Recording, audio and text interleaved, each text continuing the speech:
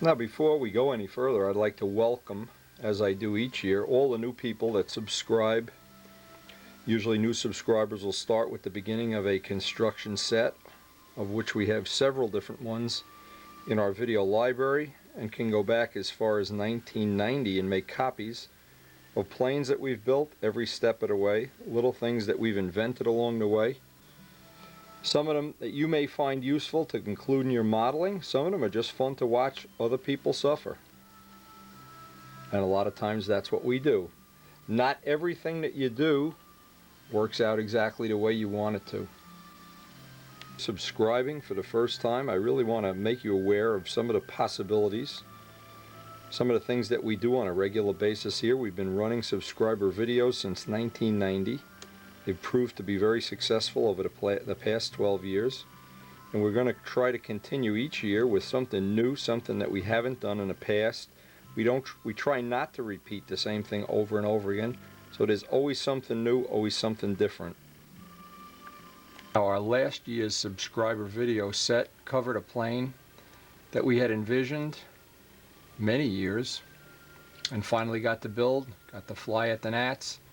Got to fly with a 4-stroke Sato 91 and got to fly with throttle control.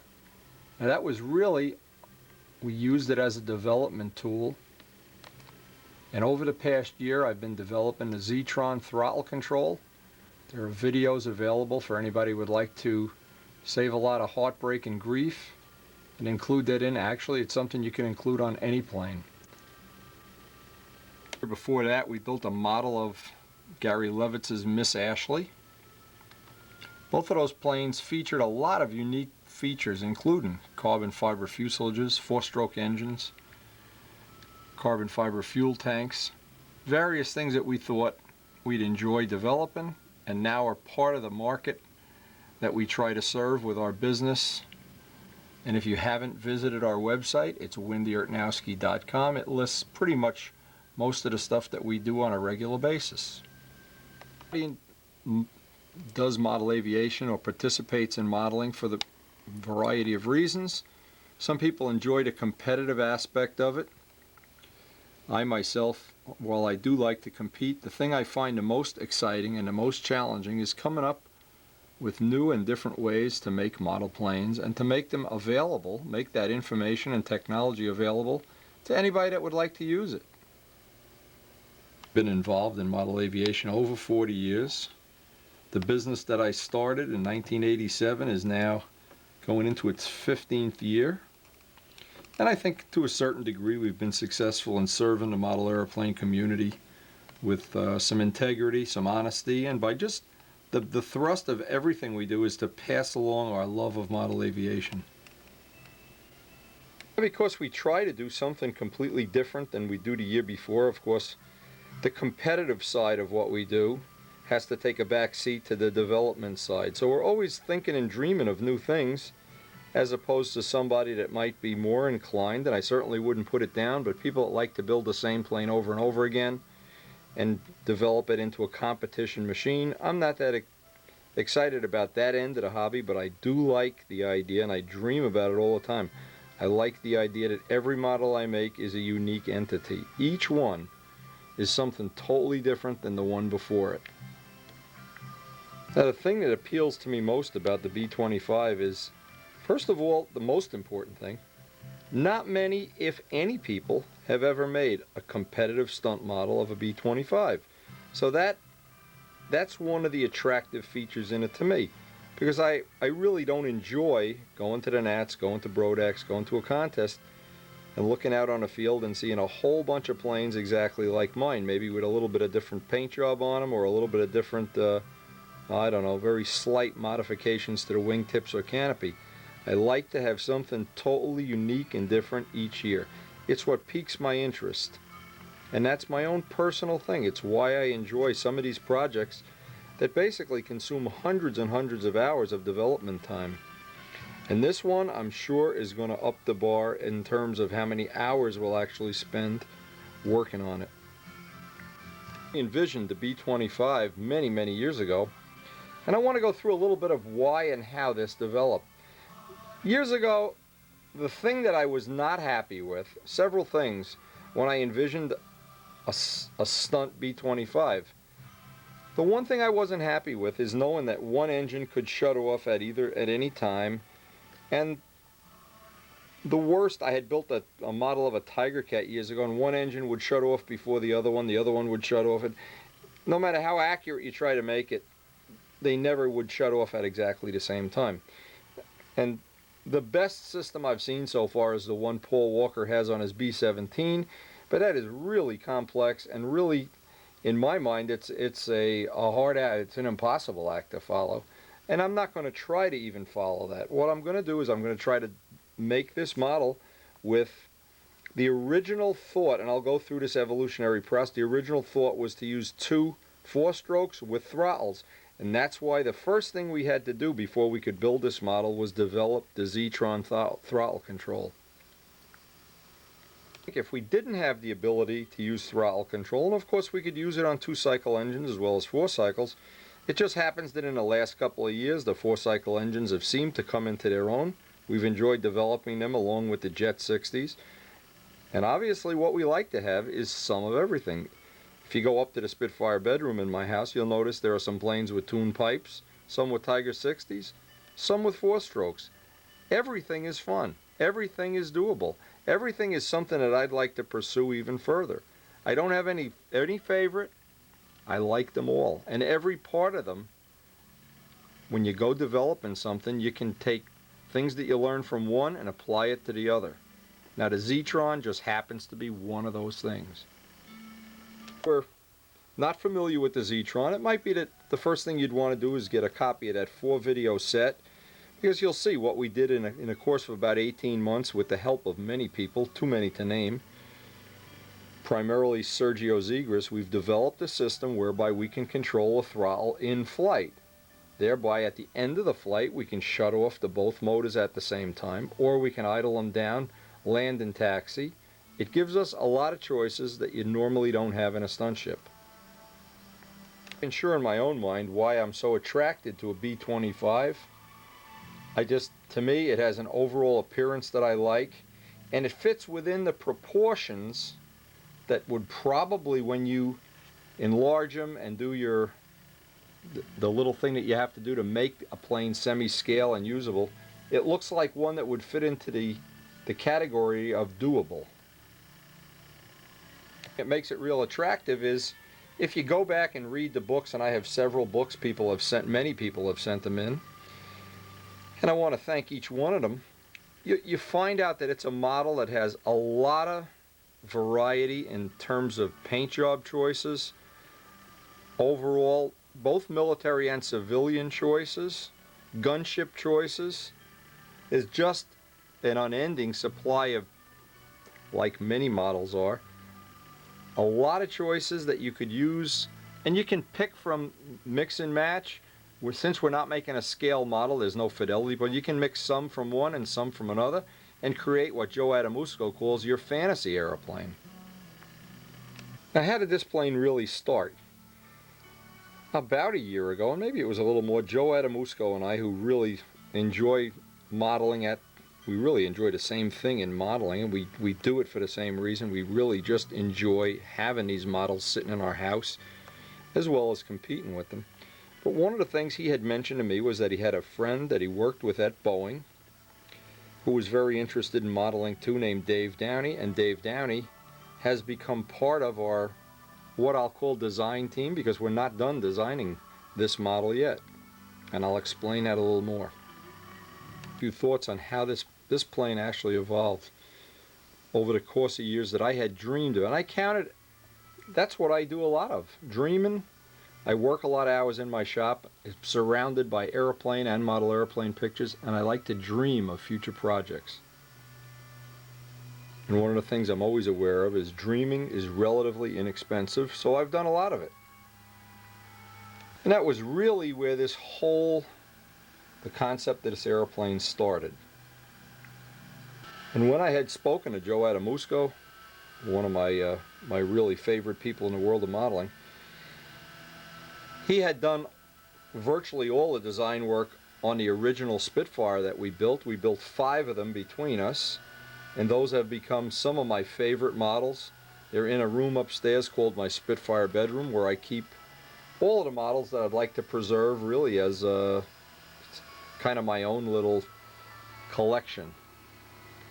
But Joe was the leading force behind doing the Spitfires, and he, in the course of this summer, decided to ask Dave Downey to come on board and help us design this plane. Downey is a master of design, drawing plans.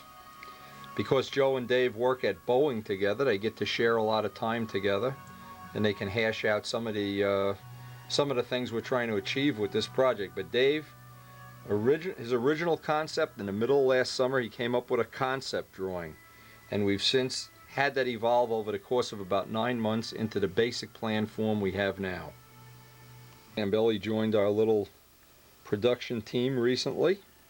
He's done some work with the possibility that we may, and I'm not sure right now we're going to be able to use it, but made up some prototype drawings for possible retracts for this plane.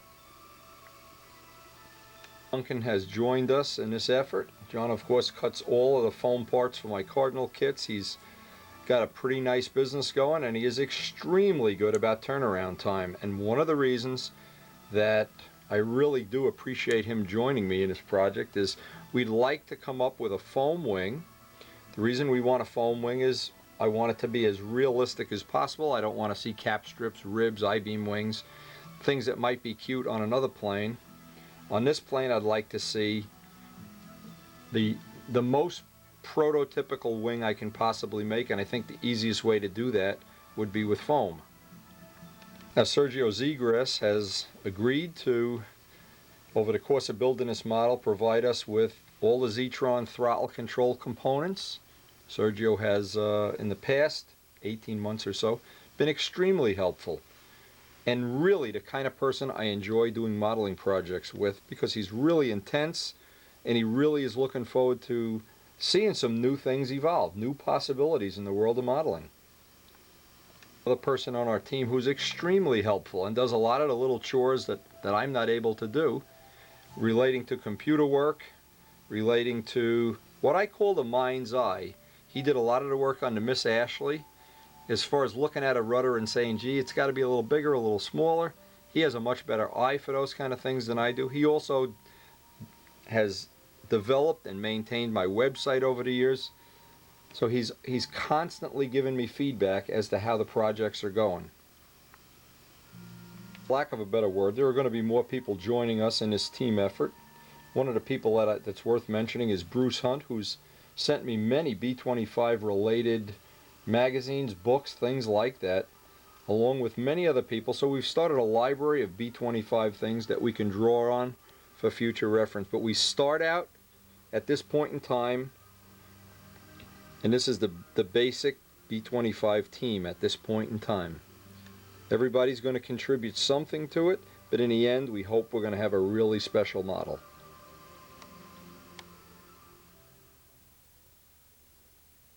Like to do before I build a model, I like to think to myself, why am I building this model? What's the objective of building this? If I'm building exactly what I built last year and my only goal is to compete at a higher level, well, this is certainly not the project to be working on.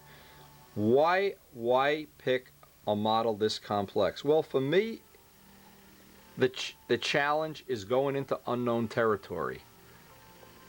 That unknown territory, there's a thrill that I guess a lot of people don't get, but I get knowing that, for instance, nobody's ever made a plane with a carbon fiber fuselage before, and we've been able to do that. We've been able to make a carbon fiber wing. Not many people, well, there are a few who have done it. But we're in some thin air here. There are not a lot of people doing this kind of development work, so it's challenging, it's fun, it's interesting, and it's something because of video I'm able to share. Capture everything that I do here in the shop on video. The reason is the videos, in my mind, there's nobody that's ever documented this many things at this level.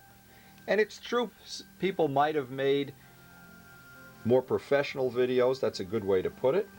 And they may have made videos that cover other subjects, but I don't think anybody, I think it's fair to say, has done it with the intensity that I have over a 15-year period. So the videos themselves are worth having. At the end of this project, one of our objectives is that we will have a complete video library of all of the things that we develop in the course of building this plane.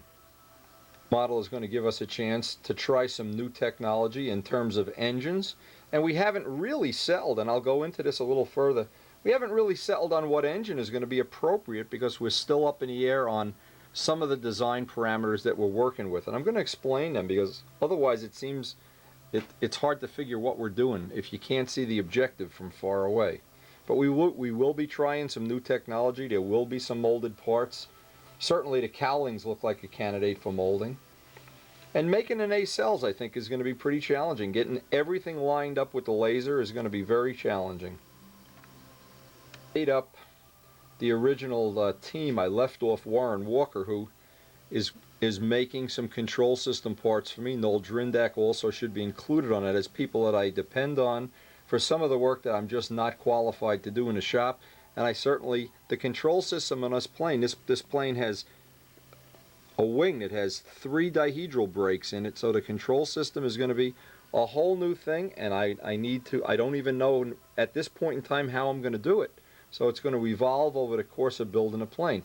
And that's the other challenge that's really challenging, is you start a plane and you don't even know how you're going to do some of the things, but you know you'll figure out a way of doing it. That's the challenge of model aviation. Already selling for various engines, and a lot of them we've tried. We've had no engine yet that we haven't been able to make a carbon fiber fuel tank for. That should give us another unique opportunity to test them in a twin engine plane. And Wayne Triven, who developed the carbon fiber tank, has already done that, and I've already flown his twin engine plane. And let me be honest about this, Wayne Triven was really, when I flew his twin engine plane with the carbon fiber, that opened my eyes to the possibility you could make a twin engine plane absolutely as competitive as a single engine plane. Sticky points in the overall B-25 program, the problems that we've run into, the first one was, what size should this model be? We started out at being 750 inches. It went up to 9, a little over 900. The wing was changed. Joe and Dave changed the whole wing. But they've gone back and forth because we're trying to match up the power plants to the size of the model. We originally wanted to use 30 SATOs. The model seemed like it was too small. The next size up in 4-stroke for us would have been 56s. And that seemed like it might be too big, like the plane just would have just gone up over 100 ounces. So we've tried to come between 750 and 900 and try to come up with some, what we don't know yet because we haven't made a final decision, but a choice of motors that we can use a throttle control on and a Zetron, and we need to come up with these final things before we actually build a model. One of the choices we have, if we're doing motors, 4-cycle motors would be my first choice, but when you make the break from 30s to 56s, it's doubtful that we're going to be able to get the model the right size. In 2 cycles, and by the way, in 4 cycles, a twin engine can go up to 0.56, and it can go up to 0.36. So one of the choices we have at this point in time is Elliott Scott in England has some motors that George Aldrich did for him that are Irvin 36s.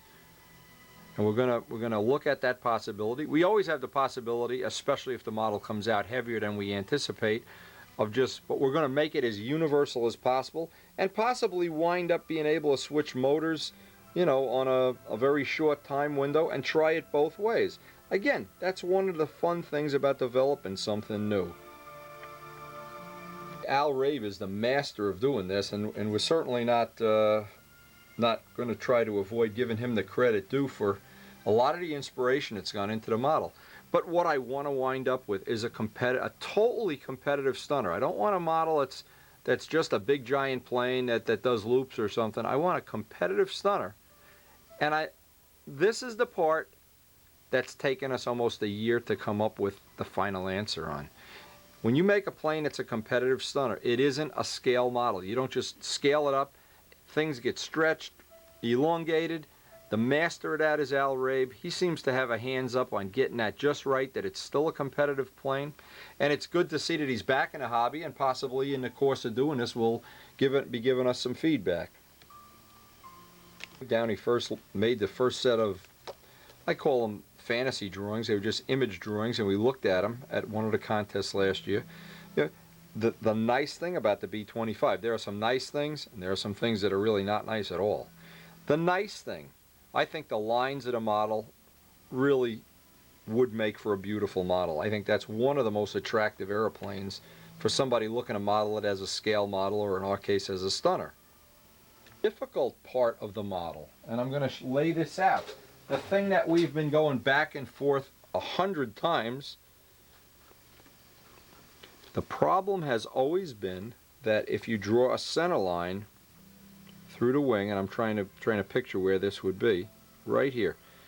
What happens is if you do it in total scale, the lead outs would wind up coming out of the nacelles. And to be honest with you, I don't like that choice of having the lead outs under the wing. There's some good sides to it, possibly, that you could fine-tune the height and get it exactly right. But my first choice still was to try to have the lead outs come out inside the wing. Now the problem with that, if you look at the model carefully, you go to draw a center line, and what do you see? Well, wow, almost the whole plane is below the center of gravity. And specifically, if we were using 4-stroke motors, we'd have 30 ounces of motor about an inch below the CG. Now that, plus the wheels, that you know that CG is not going to work out. So the first thing we tried to do was come up with some idea, and possibly if we do use 4-cycle engines, we'd mount them straight up and down. That would get the weight further up to the top. Also, Dave has done several drawings and come up with some ideas for actually laying in a change to the dihedral. Now, I first realized this, Kurt Mullinex made this absolutely gorgeous Corsair last year with stock dihedral angles.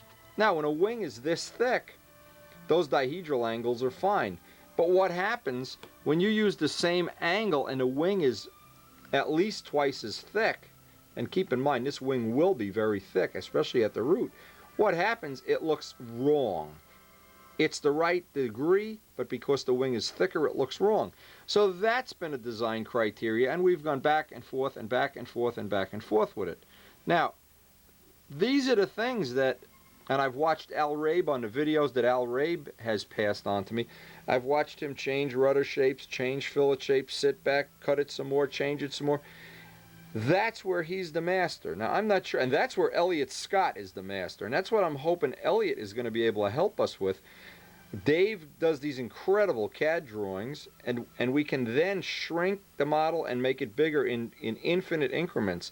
And then I'm going to be depending on Elliott Scott's eye, and by the way, we're all linked up with computers so we can see this on a moment's notice, to look at some of these things and say, ooh, a little bigger, a little smaller, a little back, further angle. Now, there's one final thing that even I didn't think about until recently. You haven't seen that model with Mel Gibson, Forever Young, that movie about the last, don't even bother with the beginning of the movie. Just watch the last 15 minutes. This is the model from Forever Young, the B-25 that they used in the movie. And again, this is one of the choices you have is with a B-25, there's a lot of movie-related stuff, old movies, 30 Seconds Over Tokyo, that really make for, you know, some good inspiration. But one of the things now, and I wanted to mention this because these are the things that can get difficult when you really want to maintain some integrity with the semi-scale features. I've used over the years is, I call it the 9 formula. And what that is I try to figure out for each model I'm going to build, I want to know what it's allowed to weigh before I build it. And I'll back this up just a little bit. I've had in the past that I've really loved all fit into one category, very close. It's hard for them not to fit into this category.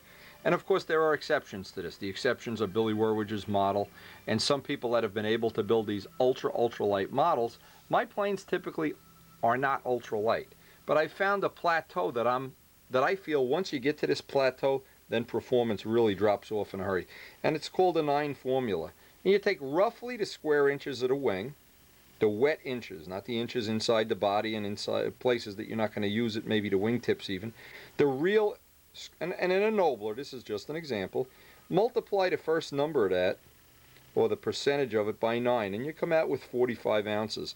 And almost every Nobler I've ever seen that's been around 45 ounces, it turns out that not only did I come up with this formula, Bob Gieske's formula was that they should be 43 ounces. Well, we're close. Maybe his formula is 8.8. But I've noticed when models have gotten a lot lighter than this, well, they seem to, at least at our circle burner field, they seem to lose performance. And when certainly the plateau goes, and at somewhere around that number, they really drops off in a hurry. Interpolate this out to the next level on a Cardinal, a full-size Cardinal. It's roughly 700 working inches. And when they come out anything heavier than about 63 ounces, you get to 65, but somewhere there they just drop off. Now, the planes that I've liked, that I've thought really performed the way I like them to, every one of them fit into this formula. One of the best ones I can, in my stunt competitive career, that I thought was a really excellent model, fits pretty much, unless our scales don't weigh the same thing. It was a 62 ounce model, somewhere around, and we're not going like 61.8 and 62, this is roughly a 62 ounce model, roughly a 700 inch wing, somewhere around that area. And that was what I thought was the area at which they got real competitive. Use this formula, whether you're doing a profile, full-size plane, it doesn't matter. Just as an example, I remember Dave Fitzgerald, this was a real light model that he had. Well, I don't know. The ones that he won the Nats with and the ones that look like he's real competitive with are in that same low 60 ounce range, and they're all around 700 square inches. So I'd like to target that relationship. That relationship is something significant.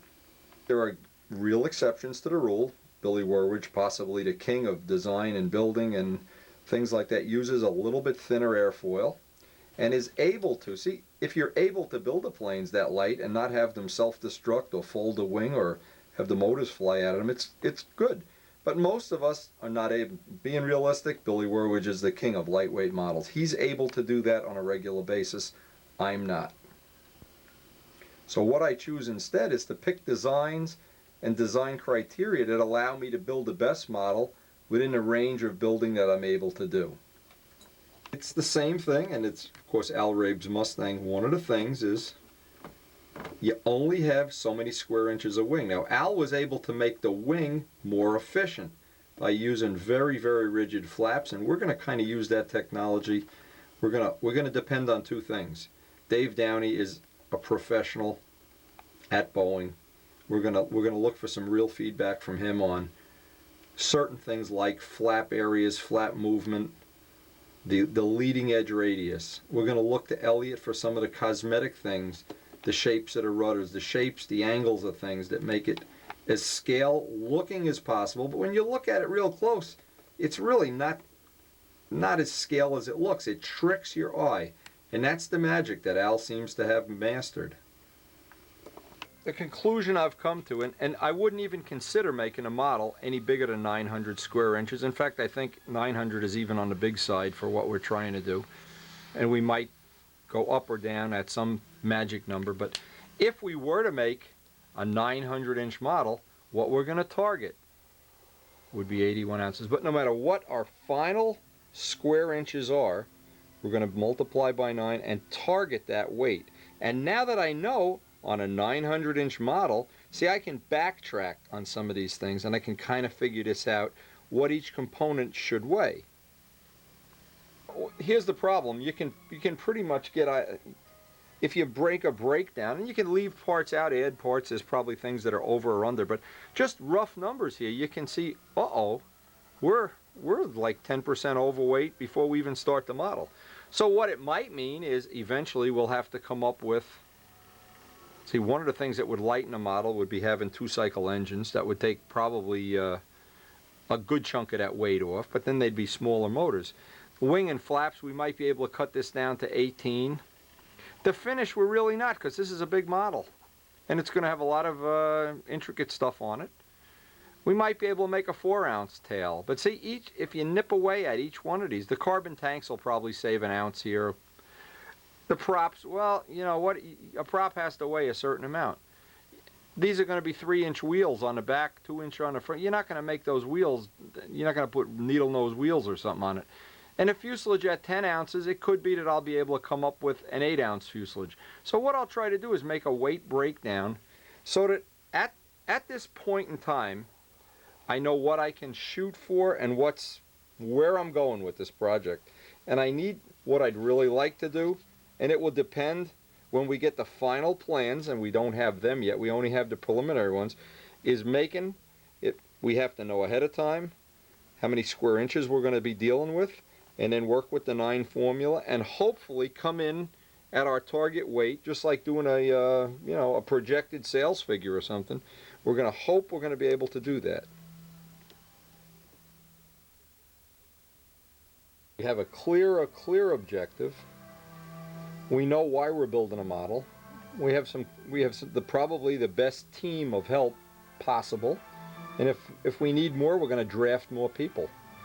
And we're not going to look at this like a project that has to be done for this contest or that contest. This is a forever thing, because I'd like to have this model, when it's retired, in my Spitfire bedroom forever.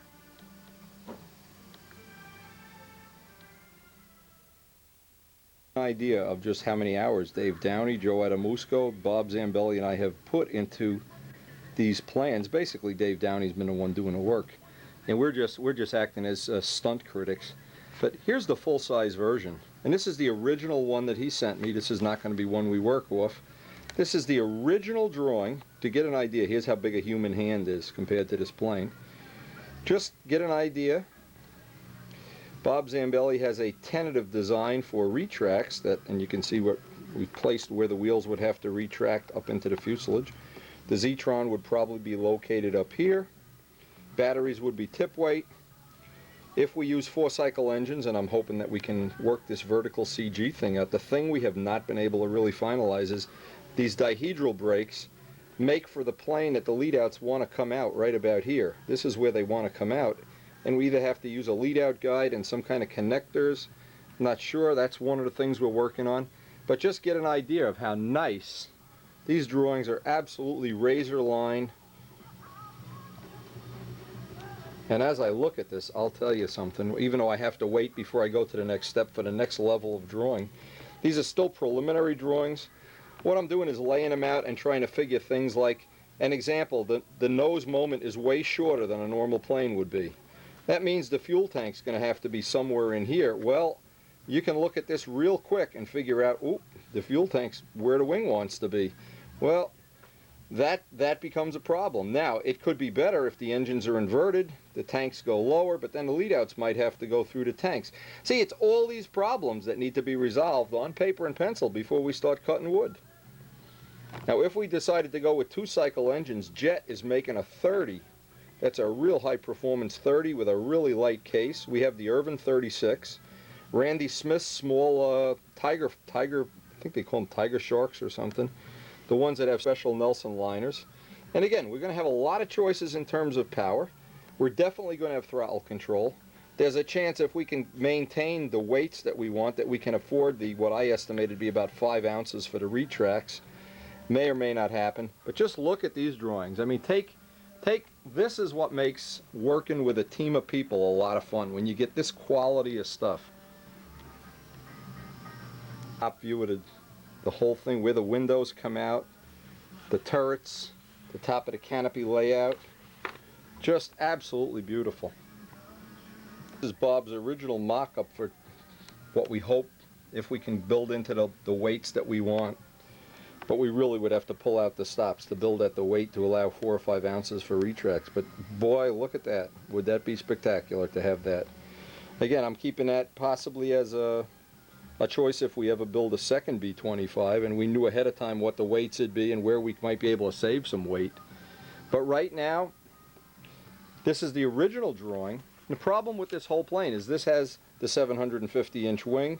The wing has been changed, but I don't have the latest drawings yet. So until I get the latest drawings, we're just going to wait. I'm going to put this video aside until the latest version of these drawings come in. Wing was, of course, almost dead scale, and we're not going to be able to use that, of course. It was 750 inches, and Joe and Dave widened the aspect ratio, changed it quite a bit, thickened it up in the middle, and we're waiting right now. That's already out on a website, by the way. Just another picture of the front view. Again, I got these copies from Bob Zambelli. This is what makes this kind of a project worthwhile. Started this project, we were doing a rebuild of the original Miss Ashley. Keep in mind we work on a lot of projects in the shop, and they're all going to be interwoven in this set of videos. It's not only the B-25. B-25 is the primary thing we're working on, but there's a lot of other projects here. We're working on all of them at the same time. And of course the Typhoon, which is upstairs waiting for the latest Zetron transmitter to come from Sergio. It'll all be projects that we're working on concurrently while we do the B-25.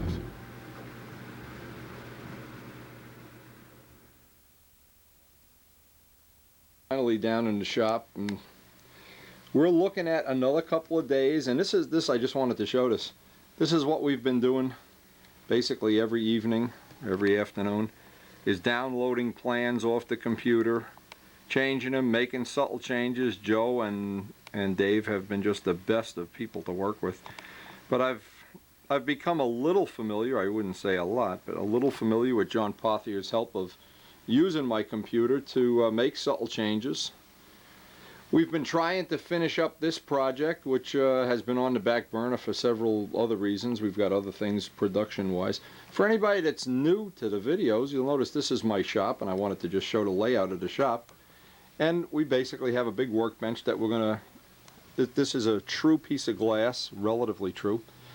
We've, on a previous video, sorted out our best 100 pieces of 16th wood, and what I want to do is I want to start making a few prefab parts. Now, the thing that we always try to do, in my shop anyway, is to use time management really effectively, because we have a very, you might think, oh, I have all day to work. Nah, That phone rings constantly, and during the course of making these videos, that phone will be ringing off the hook. I also have another handicap most people don't have in their shop. I think he's up on my shoulder now. He's called Peeps, and he is my official shop companion for the whole day, 12 to 14 hours a day. But anyway, the first thing I wanted to do is mention a few things. We have settled on the last print that I have is kind of a semi-final. I'm going to get full-size wing templates in the mail from Dave, but it's going to be, and it's been so long in coming that I can't even tell you. It's going to be an 800 square inch model with a just under 70 inch span, and I think that size will present the best without looking too big or too small. We have one of Randy Smith's Aero Tigers, which looks like one of the good choices in smaller motors. Again, we have other choices, but that one I already have in house. We've kind of put the 4-cycle objective on the back burner because there really is no 40 size. The 56s are too big, the model gets too big, and I don't want to have to buy a van either. That's the other part. But one of the things we've developed over the years is molded balsa technology. And if you go back to '96 when we started with the Spitfires, they all had molded balsa shells and molded cowlings and stuff.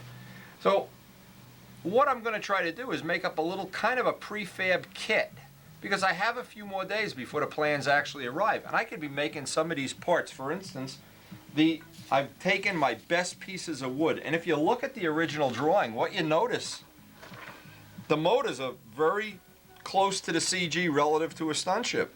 Now, that means we had better be able to make a really light tail. So what I did, I took the two best pieces that I had. Now, for making a mold, what I always do is I make more pieces than I need, and then I take the best ones. And what typically happens when you mold wood, because there's a memory to wood, sometimes it'll have a little bow in it. If you can look at that, it's got a bow. So we just... Now, if I was only going to use 2 inches of this, it wouldn't matter. Some of the other pieces I've molded that I never throw them away. This one looks nice and straight. We probably could use that. But I always want to have extra ones, because we're going to do a little experiment here. And I'm going to in trying to make the world's lightest tail. Now see, here's one we really wouldn't want to use. That one's got a bow in it. But we could use this outside piece, the inside piece, whatever. So having a little inventory, making some prefab parts. I call it making a kit.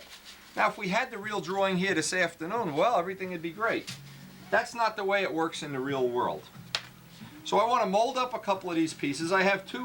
One is, these are as crude and they don't have to be any fancy. It's a 3/8 piece of rod, piece of 3/8 balsa wood with some masking tape. This one's a little fancier. We had this one for a couple of, it's a 3/8 dowel. They both work exactly the same. Just taped to a piece of wood. And what we do is take the wood itself, 16th inch wood. And again, the reason for doing this is we'll be prefabbing some parts and try to get a little bit ahead. We can also, I made a list of things that I might be able to do in the next day or so. One of them is going to be, we can join the wing skins. See, all these will be in preparation for that day that we actually get the plans. We're going to be making, oh, that smells so good. Good old ammonia. We're going to be making a trip up to John Duncan's to actually physically cut the wing, but we can make the templates right here in the shop if we have time to get ahead on that part of it. Now the thing with ammonia is it really smells so nice, and I try to soak both sides of this. You can use hot water, you can use just plain water, depending. I find ammonia works the best. When you're doing real light wood, and these are probably the lightest pieces of 16th, A grain. You want a simple A grain where the grain is going straight up and down. I always find if I make 4 or 5 of them, I'll get 2 real good ones. If I make 10, I'll have enough that for a lifetime supply. But what I can do, with any mold, this is going to have to dry overnight. So, I have my ACE bandage. This is a technique that we've used so long. It works so well. Very simple. And we're going to use it on the B-25 because, again, we need to make this tail as light and rigid.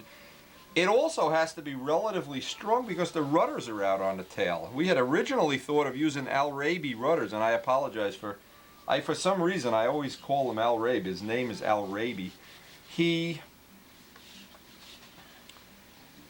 I had asked him if using 2 Raby rudders would be appropriate, and he said a better choice would be counter-rotating engines. Well, I don't think we're going to have counter-rotating engines, but just watch what I'm doing to the wood. I'm little by little making it compliant.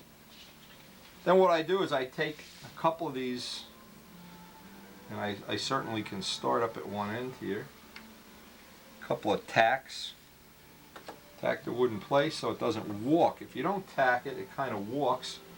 And you notice most of the jobs I do in the shop, I don't have a helper. I've got most of the things I do figured out. Now see, I've got that off too much to one side because I stripped the wood right in half. It was 4-inch wood and I'm using 2 inches. But having these pieces ahead of time, what's going to happen is, and we're just coming up on Christmas here, 2001. What's going to happen is, the day that we actually have some of these parts, having these edges all molded up already, means we'll have a little jump start, a little head start on getting our work done. Now if you look, you can see how easy that bends right around without, you could probably, if you wanted to watch TV, just hold it for 4 hours. It kind of stays right in position. I have this Teflon sheet, and we got that from Dave Midgley, on our part. Was 2 reasons: to keep the ammonia off of the original piece of wood, and that was a nice advantage. But the real reason was, years ago, we were making parts that were laminated, and we put alphatic resin between 2 pieces of 32nd. And I didn't want to get any of it squeezing. It actually would squeeze the alphatic when it was thinned, would squeeze its way right down through the wood and glue itself to the mold. And so, needless to say, we didn't want to do that. The Teflon solved that problem. And the joy of these modeling projects is solving the little problems that you come up with. And no matter, even if you're building your first entry-level plane, there's things that each person finds challenging. Most people, that's finishing. In my case, the thing I found challenging is I like to find something that really not many people or nobody has ever done. And then I feel it's worth putting in the kind of effort that I put into my models.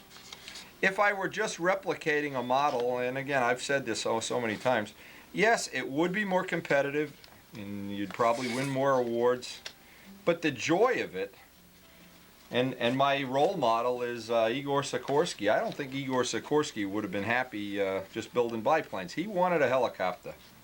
And if you've ever seen that thing on Wings, The Life of Igor Sikorsky, you watch that, you'll kind of get a feel for, I guess, some of the things I feel. Okay, once it's in there, and this is really, I kind of just sit for 2 or 3 minutes, give it the little squeeze. It usually puts a couple little dents into the wood that gets sanded right out. But now, and I have another mold, I'll put 2 of these away. I call it in the oven. These can cook overnight, and what this will allow us to do, I'm real happy with having this, is the day we get the full-size plans, we can make a mock-up of the tail. Anytime I can use time efficiently instead of just waiting, I feel like I'm getting one step ahead. And that has to sit overnight now. Clean table that I have 2 layers of shelving here. So I can put my projects while I'm working on one, and we're never working on one project at a time. There's always 3 or 4 going on at the same time. It's kind of out of harm's way, and we can go on to the next project over on the actual workbench.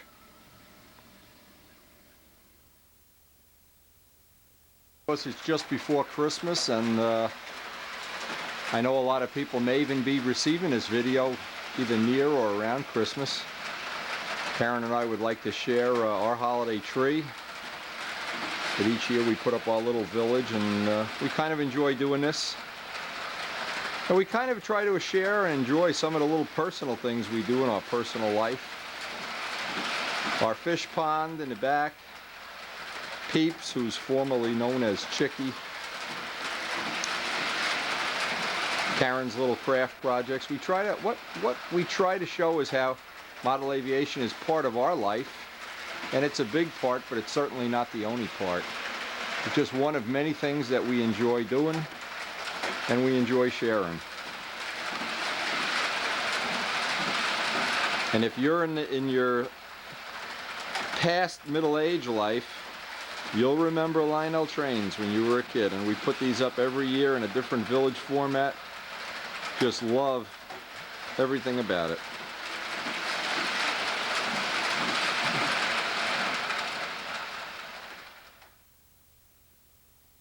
Speaking of Christmas presents, this came from Paul Winter today, and couldn't be a more appropriate 1/72nd scale. This will build up to be a nice model, but normally what I do with these models that I get, I've got several of other Typhoons and Spitfires and things. I kind of like to save them because they are gifts. Look, it even has some prototypical paint information on the back. The original Jimmy Doolittle Raider. And we haven't, that's another thing about this plane, just so many choices of paintwork. You just, a very, very interesting model to model. Not your just typical, where are we going to put the canopy and are the wingtips square around. This I'm hoping is going to build up to be something special. Again, thanks to Paul, and we'll use this to our advantage. Now tonight, one of the things I like to do, I already before, when I got this order of wood, I took out all the sea grain. I don't want to make wing skins out of sea grain. I'll save this for ribs and different projects. But I want to go through this is all the A-grain wood. And I can look at this real quickly and see I've got a couple in here that I may not want to use. And that's getting to be real easy to make a decision here. I want to look through here for some that look like they have real good integrity. These look real good. Again, these are all pre-weighed. These here look real good. I always use 4-inch wood so I minimize the amount of joints, but I can make the wing skins up ahead of time. So this will save you, that'll be enough to make the wing skins up. So I want to start with the wood that's the least, even though that's not going to be a giant factor, at some point in time it can be a factor. So if we have straight wood and it's within a weight range we want, this will be fine. From John Brodak, every once in a while you get these if you're using SIG wood, and we use a lot of SIG wood in the shop. These stickers, when you try to get them off, and it's a nuisance. Heat them with a hairdryer. This is a great little tip when you're removing tape. Anything where you want some glue to release a little easier. And in the past I've tried to pull these up, and boy, sometimes I don't know what glue they use on this. It's like this one doesn't even want to come up. It can be a nuisance just getting off the and wherever you make a part, you turn it over and there's the tag right in the middle of the rib or the whatever you're making. Any of the skins, I want to get, this is a glass scraper, and you can buy this at Home Depot. Also, there's a lot of good ways to join wing skins. Scott Smith shows his method up on the original video that we made, and God, that's going back to the 80s. That's a long time ago. Hard to believe we've been doing this for so long. Anyway, you want the table clean, because if you have a big stalactite or stalagmite of glue here, when you're pressing down a sheeting, you put a little imperfection in it. If you happen to be lucky enough to get wood that's all cut from the same block, and you almost never do.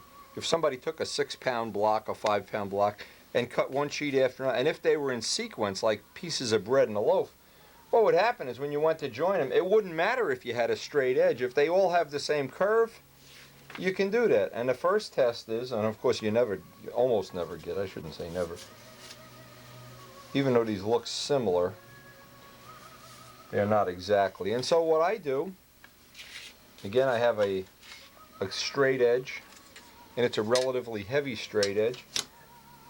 I can line it up, leaving about a 1/16. It won't matter because all our skins are going to ultimately be oversized.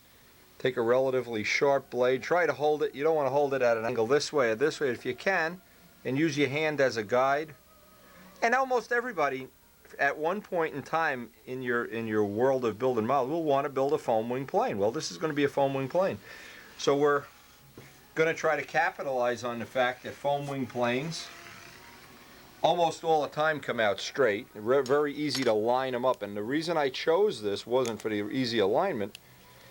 I thought, well, number one, I could build this wing as light as a built-up wing because I wouldn't need all the spars and everything. And the gear don't have to go in it. The gear are going to go in the nacelles. But also I wanted that scale look where everything is a skin. There's no ribs sticking up. Go back and forth, and you do each piece. You want to have a relatively nice joint before you even start this. It's just not appropriate to have one piece. Oops, I just let the knife. See, if the knife slipped, and I did that myself, because these skins are going to be plenty oversized when we're done. And a sharp blade is definitely, and we had this real nice jig that Dave Midgley made years ago. Somebody borrowed it, never gave it back. I looked for it. So somebody out there in the real world is getting their great wing skin cuts. And now we just need to do this for both sides of the other side. Now if you happen to have a friend in a balsa wood business and you can get him to cut you some specific wing skins, what you can do is you can make the wood, instead of 60 thousandths, which is a 16th, he can make it 50 or 45. Whenever I've done that in the past, what's happened is there's not enough material left to sand, and I like to take each skin and sand it flat. So when I'm done with this, it'll be 50 thousandths or it'll be 48 or something. But when I start with 48 and then sand the joint, I get down to, well, I'm almost getting to 32nd inch wood. And when the wood gets too thin, not only do you lose integrity, but then by putting the first coat of dope on, the thinner can go down and release the glue joint. So I'm real happy starting with ordinary, this wood came from SIG. It's about 5-pound wood. It's not the super lightest, but it looks like I've got some decent straight grain. And now I have all the joints evened up. Now what I'm going to do is put tape to kind of draw these joints together. Show on all my videos is not like one way, and oh boy, if you don't do it that way, you must be not the smartest guy in the world. Well, what I find is there's an awful lot of really good ways. Now see, I'm squeezing these together. This is just to hold it in position. Again, it doesn't have to be under compression, but it can be as tight of a joint as I can reasonably make. I don't want to press it so hard I put a ripple on the wood either. Now, gluing these joints, a lot of people, and I think Joe Adamusco is one of them, have been real successful getting ambroid joints. I've seen guys take a hypodermic needle and take alphatic resin and water it down about 50-50, make the joints. I've tried to make them several different ways, and the ones I've, for my purposes, and it's good to always do your own test, I seem to be real successful getting the joints done with CA. Again, this is a really low-tech way of doing it. This holds the sheets together. Now the last piece of tape is just on here to keep glue from oozing out onto the table. And I'm using a low stick tape from Home Depot. Anytime you're joining two pieces of wood, you want to get the joint as nice as possible. It just saves, if you spend 5 minutes now, you'll save 10 minutes later not having to sand it. Now, that's a relatively nice skin, and I can look at how the joints open up to see if there are any pieces, and that looks pretty decent. Actually, that looks real good. Now, the trick to getting the joints to be real nice is, I found this, is just take a little piece of sandpaper. I can tear a little piece off and just ever so slightly go across the joint. And what that does, it fills up whatever gap is still there with sawdust. And you want to, don't take the sawdust off, leave the sawdust in there. But by going side to side, there's any little gap that's in it, it'll fill up. It also, the dust acts as an activator to kick the CA off. Instead of turning the popcorn, it lets it kick off, if that's the right word, at a relatively slow, since we don't need these in the next 10 seconds. But leaving that little dust on there, that's the trick to getting the nice joints. To this is, since we have tape on here, I have a little tube, it's a Teflon tube on here. I take the joint, this is the hardest part for me because I don't have real good eyes, is seeing the joint. Just put a fine bead down, do about that much. It wicks down into this. Now, from time to time on videos, we'll be wiping with a paper towel. Now you got to be careful about the third wipe down. You already have a chunk and you can put a big gouge in the wood. So what I do is move the towel over again, move the wood up. I see where my joint ended. You really can't do the whole thing. Oh, I can't anyway. And if you wind up using kicker, you wind up with what amounts to be that hard popcorny stuff that you can never seem to sand off. First time you're ever joining a wing skin, it's a great idea. Do a little practice on some scrap wood. Because the CA kicks, and if you can get it just before it turns to popcorn, you have so little work to do. The sanding of this just becomes a 5-minute job.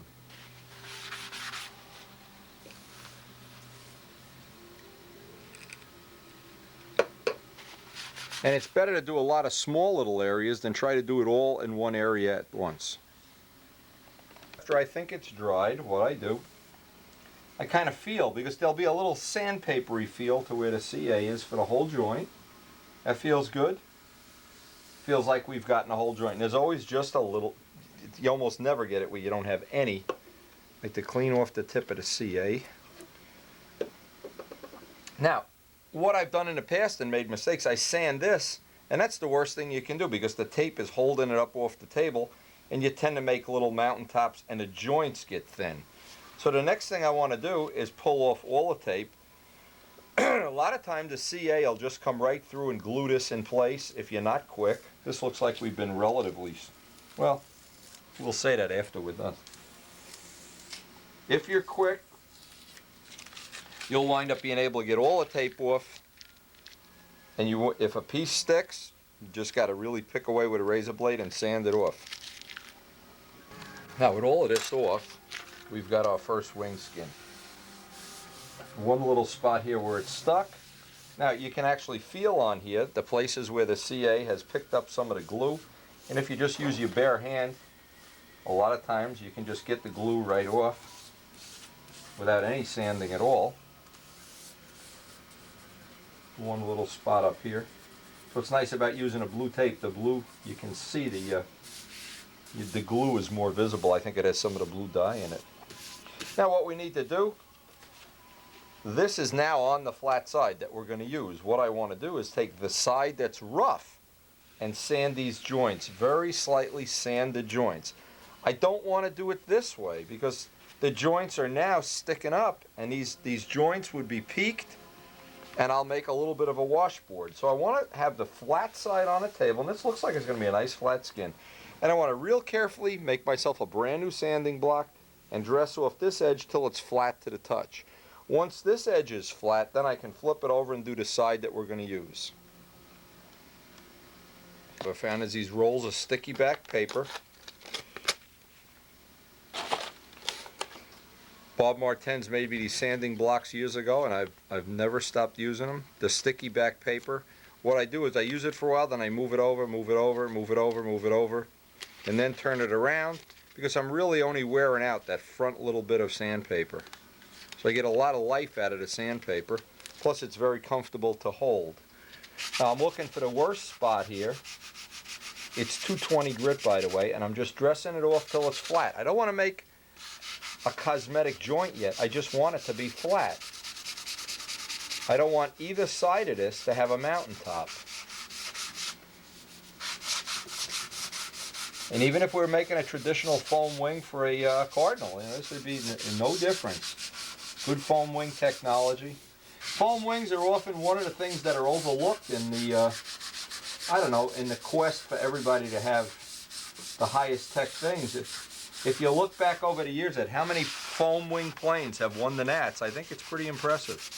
And I'm sure Bob Hunt, among others, Big Jim, people that worked on that technology, certainly Scott Smith and John Duncan, over the years,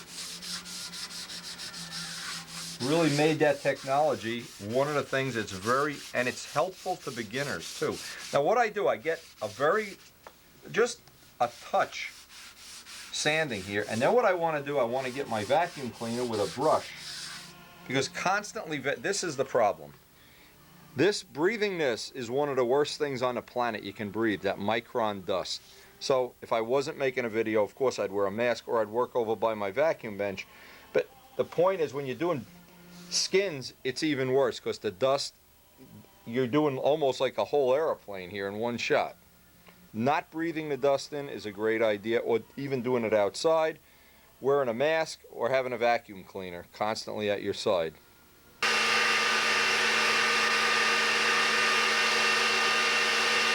At the very end is try to get my real smooth sandpaper, and this is like 400,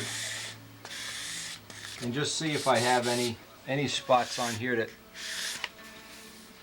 you can feel. Now see, there's one up here. And go over that joint again. Try to do as much of the sanding before we actually skin this wing, even though we haven't even made the templates for it yet. But believe me, getting ahead. Just getting ahead by one day even. Better to be ahead than behind.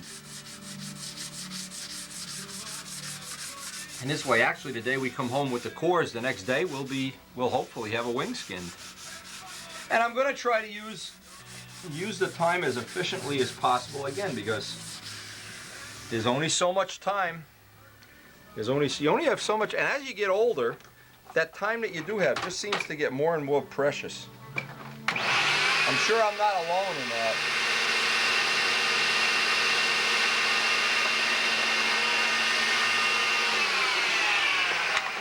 But even if this were the only thing we did in a day, is get a couple little jobs like this done, we're setting a stage for getting things ready, getting this plane prefabbed up a little bit. Below a shelf that I store the skins on, I store my plywood and the skins there. Have them relatively well sanded out. We're ready for, as soon as we're going to get the wing cut, and that's going to depend on getting the plans and the templates. But at least, again, we're one step ahead, and that would work no matter what plane you're building.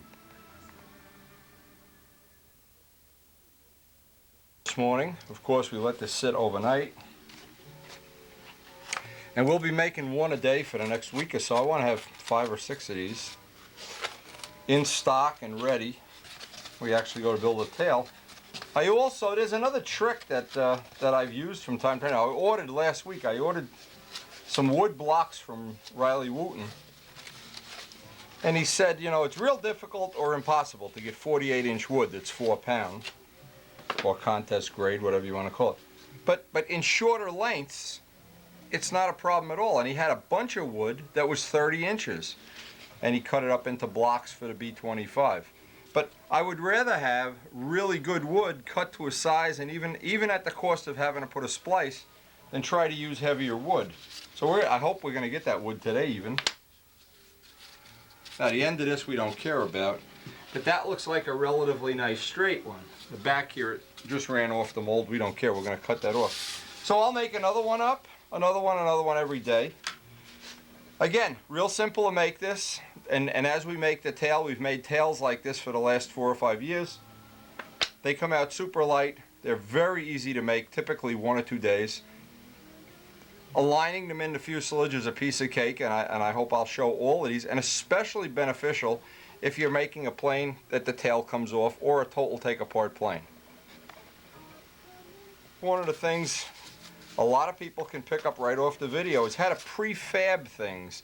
And I'm kind of glad we don't have our final plan in-house, because when I get a lot of these parts preformed, what it's going to allow me to do is go back and take the lightest ones, the straightest ones, the best ones, the ones with the nicest grain. When you're working in real time and you just have to get this done today, well, sometimes you kind of lose on that. Believe me, one of the biggest things I hear from people that I hear it constantly. People call and say, oh, I'd like to build this plane or that plane, or do this or do that, or put a nice finish on a plane. I just don't have the time. Well, none of us have the time, but if you have a given amount of time, and let's assume that time, that you have 2 hours a night, an hour a weekend, and you can use it as productively as possible. A lot of these things, they not only, oh, there's a nice one. I only really need about a 13-inch piece of this, but that's going to be good. But if you use the time effectively, and boy, that's one of the things I hear over and over that people say too, is, gee, I checked out one of your videos, and wow, that was a great idea, saved me a lot of time. Well, I did the finish in half the amount of time. I did this in it. Well, here's another example of something will save you time. Once you learn how to mold balsa wood conveniently, it'll save you money, time, energy, plane will be lighter, and you can make it in a lot less time. For years we've had such good luck with mold and balsa, such a nice way to model, and we're going to be using a lot of it on the B25.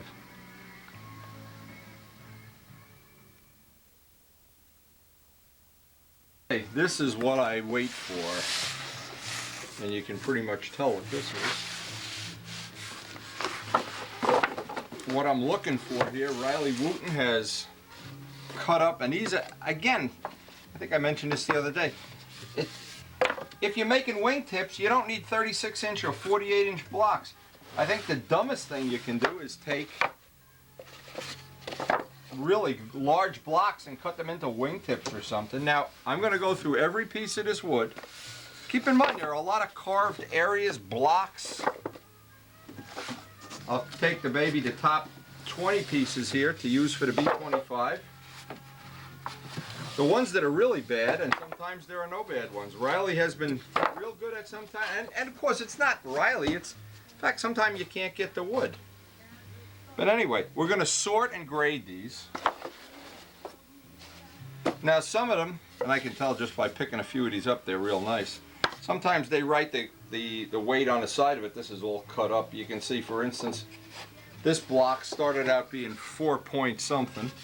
But the key is, the trick, is don't order wood any longer than you need it. And when you do need a piece of 48-inch wood, it's almost always going to be heavier than if you had 2 smaller pieces. So the first thing is to get out the gram scale and try to get these in bundles to see how much of it is going to be usable wood. And there's just no shortcut that I know of for getting these all weighed up. And usually you get quite a variation, even in the fact that you're trying to get all 4 to 5 pound wood. And the reason is, a lot of times in a block, the piece on one end will be 4 pound, and the other end will be 10 pound, and in the middle it's like a loaf of bread. Well, the only way I know of to guarantee that you're going to get some really great wood is order a lot of it.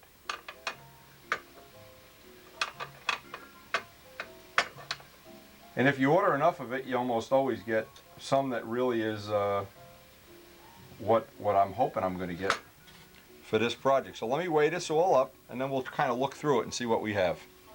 And when you find a real, and this piece is exceptionally light, this is the lightest one I've done so far, what happens is one side of the wood is real hard, one is light. So if you were going to cut a piece out of one side, or somehow use it so the heavier part of the wood would be off to a side. Another way you can do is carefully measure the center of the wood and make up a razor blade like gizmo like this, which I've done for sheeting and from time to time, so that you can see, well, pretty much there'll always be a heavier side of the wood, and if you're only going to use a small part, use the lighter side. And this applies to any model. If you're making a ringmaster, it'd be the same thing. Same rules apply. But there's really, in the whole world of modeling, there's no substitute for having good wood. None. To think it was just a big waste of time, you know, early in building models, and just wood is wood. Well, let me just give you a quick example of a way a lot of models go wrong. Now in this load, this was 50 blocks. The lightest one was 109. The heaviest one was 172. About 2/3 heavier. Let me just make a little thought here for a minute. A typical model you build, a full-size model, is about 25 ounces of wood in a model. And when you do the breakdown of all the parts, you still wind up with a 60-ounce model. But here's what happens. Supposing now, just for random, you use that wood that was roughly 60% more. Well, this number, granted, would be maybe 10 ounces more, even in the best of conditions. You'd wind up with 35 ounces of wood in the model.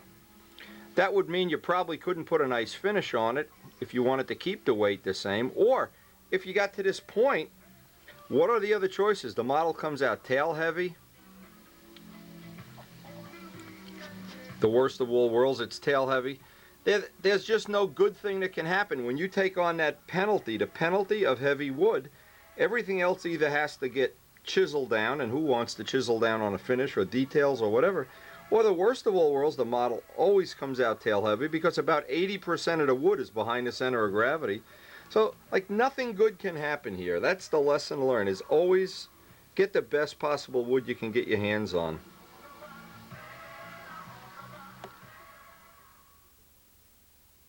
Using up this heavy wood is not a problem because we have a lot of friends that fly Giant RC, George Venturini for one. So it looks like George is getting about 12 top blocks for Christmas. The wood that's in the middle we still can use. It's just that we're going to be real selective about it. And that last pile down the end, that pile, we're going to hopefully be able to use most of that up on the B25, and that'll be, the part of the time of the day that we spent today to do it will be a very, very good investment. Because again, the problem is, once you build a model, how do you, and you're all done with the model, it's all, and now it's a little tail heavy or it's heavy or so, how do you get that weight out? The point is, you got to do it right now. It's like pay me now, pay me later. You got to do the oil change before the connecting rods go through the block.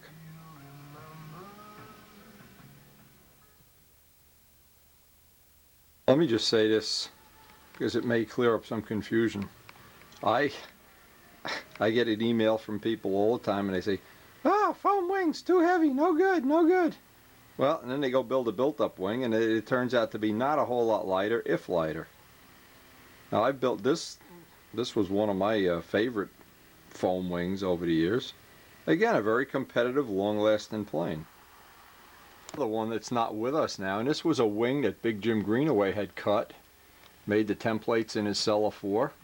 Big Jim was one of the people that really was instrumental in bringing my appreciation of thick airfoils to the reality that it is now, that it's the way I believe a stunt ship should be made, allowing you to make the plane just a little bit heavier. But you can see this wing was cut in 4 parts, and it was very similar, in fact, to what will be the B-25 wing, except we're going to have to account for some dihedral angles at the brakes.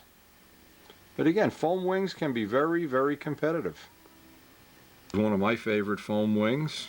Again, that's the one that's on the original, one of the original construction series. Making a Sidewinder, again, foam wing, turned out to be an excellent plane with a very long life. Juarez has had good luck with foam wings over the years. A lot of people have. The list goes on and on. We like to cover all the aspects of construction, and as it applies to every plane, it's not only things that apply to the B-25. You want to cut your own foam wing, or you want to at least have some knowledge of how a foam wing is cut. First thing you need to do, obviously, is have the design of the plane, and you need templates. Now normally, if you were making an ordinary wing, and you were going to make one of them or two of them, you could use 1/8 inch plywood. If you're going to make production wings, you're going to make hundreds of them, you'd probably want to have cut with a either a laser or with a CAD cam with an NC machine. You'd want aluminum or steel. Now, since we're only really going to be making a limited number of these wings, I wanted to make a hybrid system, and I haven't done this yet. This is the challenge of modeling, is to see if this will work.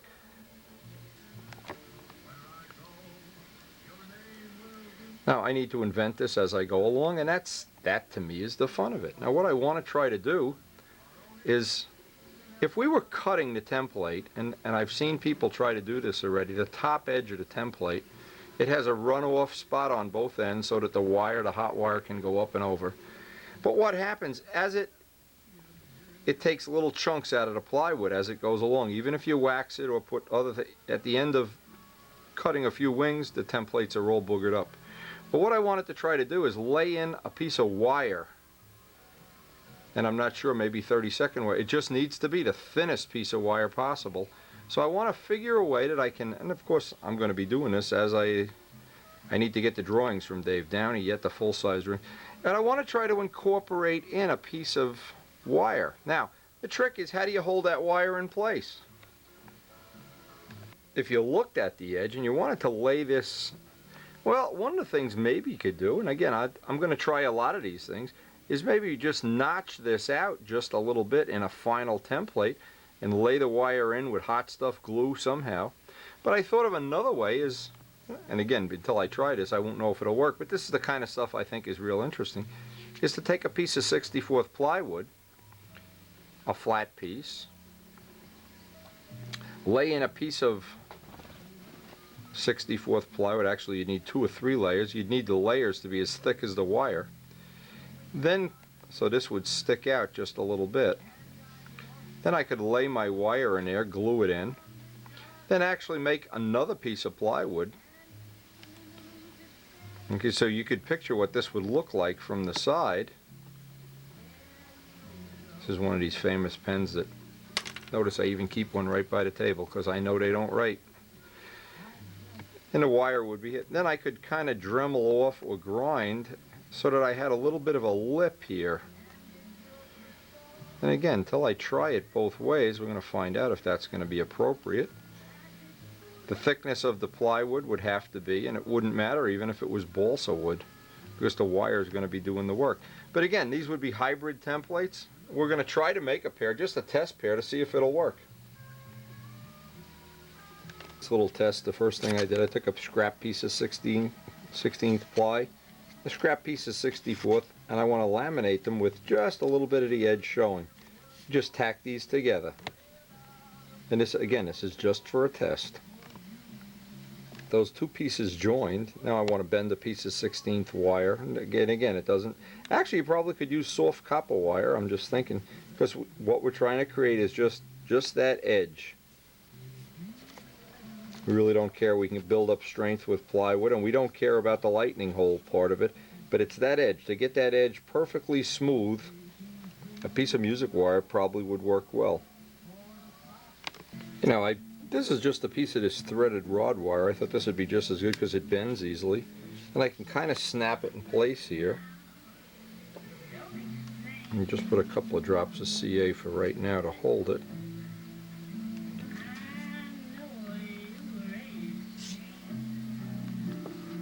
Just totally glued that in.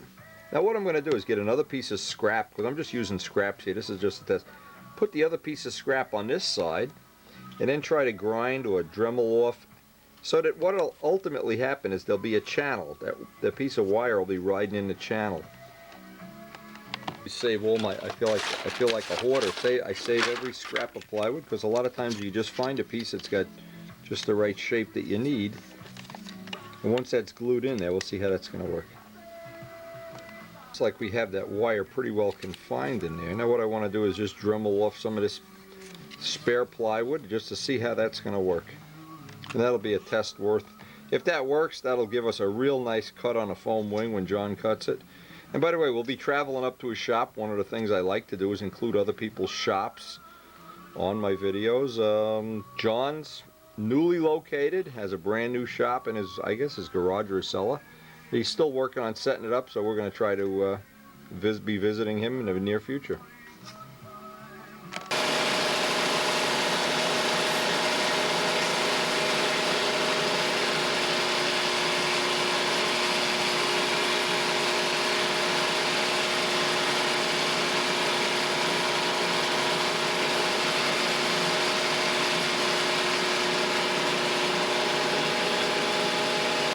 Now, even with a little hand dressing off, and this is the soft wire. This is not the, actually you could use coat hanger wire.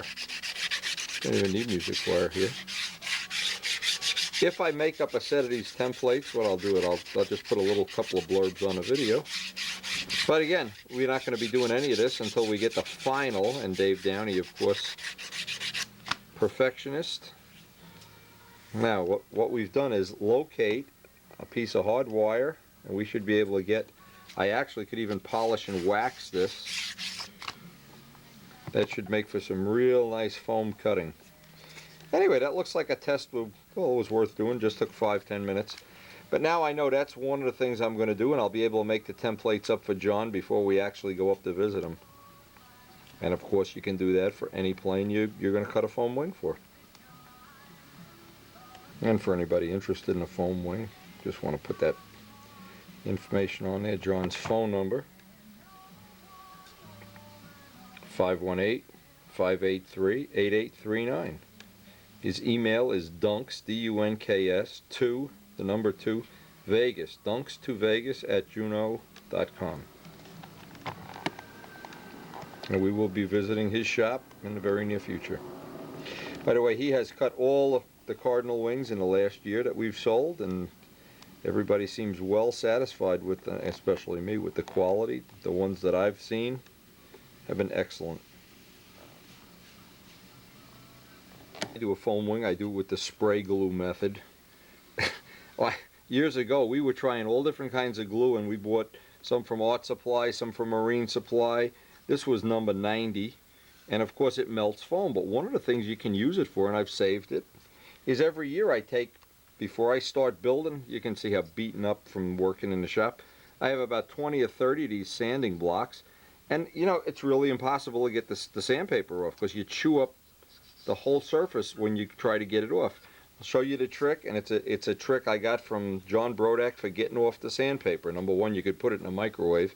You can put it in an oven, but you can use a hairdryer.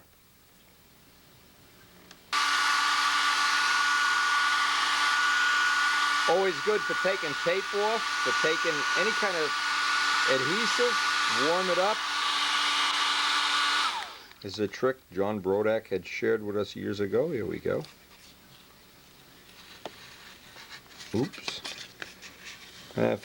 This way you get it off in one piece, and by the way, you can still use this sandpaper because what happens, it usually typically just wears out on the edges. Now if you use the sticky back paper, and that's fine, well, you find out the sticky back paper is kind of expensive. A roll like this is about $15–20 depending on what grit it is. Well, you can make your own sticky back paper for almost no extra money at all. No matter what kind of modeling you're doing, this is a great tip. You can just buy ordinary, this is from a body shop, and I find this, it's open coat paper. I guess this is the code number, but all different grits, of course.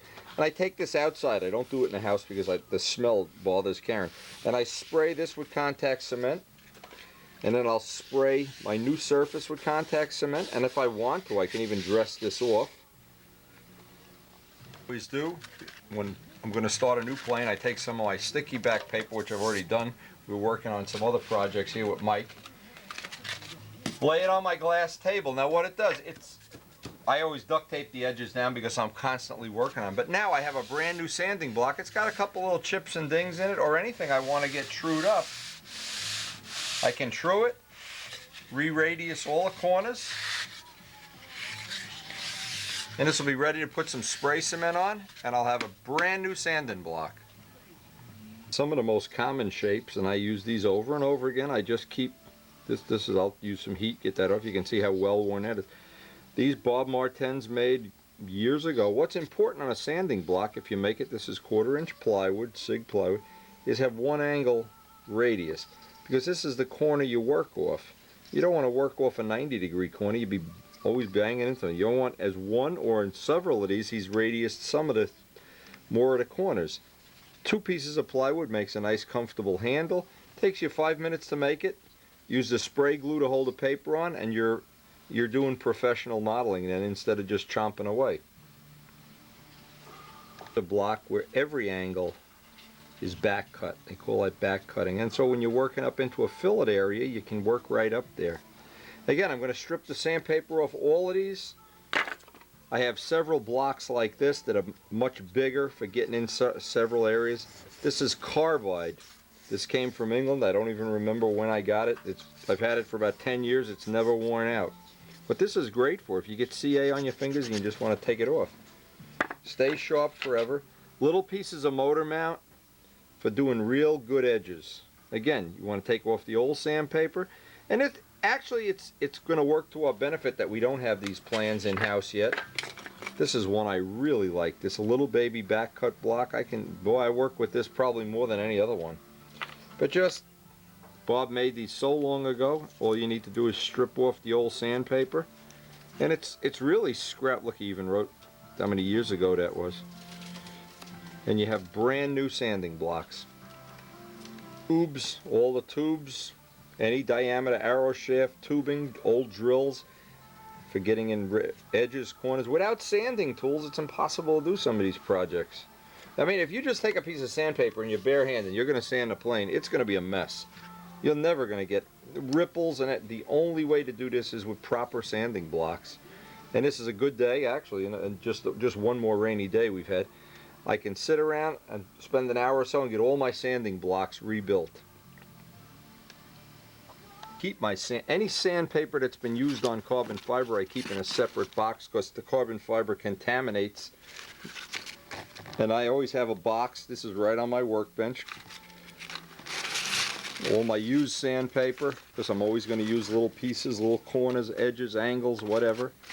And then in another box, a dedicated box, I have all the sanding blocks that'll have all the new sandpaper on them. And these little organizers are nice to have, because the CA stays there, it doesn't fall over. Q-tips you need all the time, toothpicks, nail files, Bud McKnight sanding sticks, epoxy, it keeps the epoxy from falling over. Anyway, nice little organizational thing. All this stuff is just any little thing we can do, get ready for this B25 project. And of course, a little block of balsa wood for just putting knives in. This, in the end of a year, it'll be all chewed up. You just throw it away. Well, one thing about that contact cement, you only get one shot at putting the part down, just like you do when you're doing a wing. Got these all cleaned up.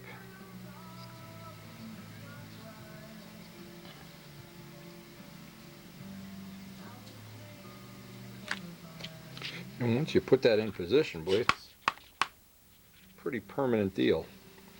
And what I like to do is, it doesn't matter what size the block is, trim it on a cutting pad.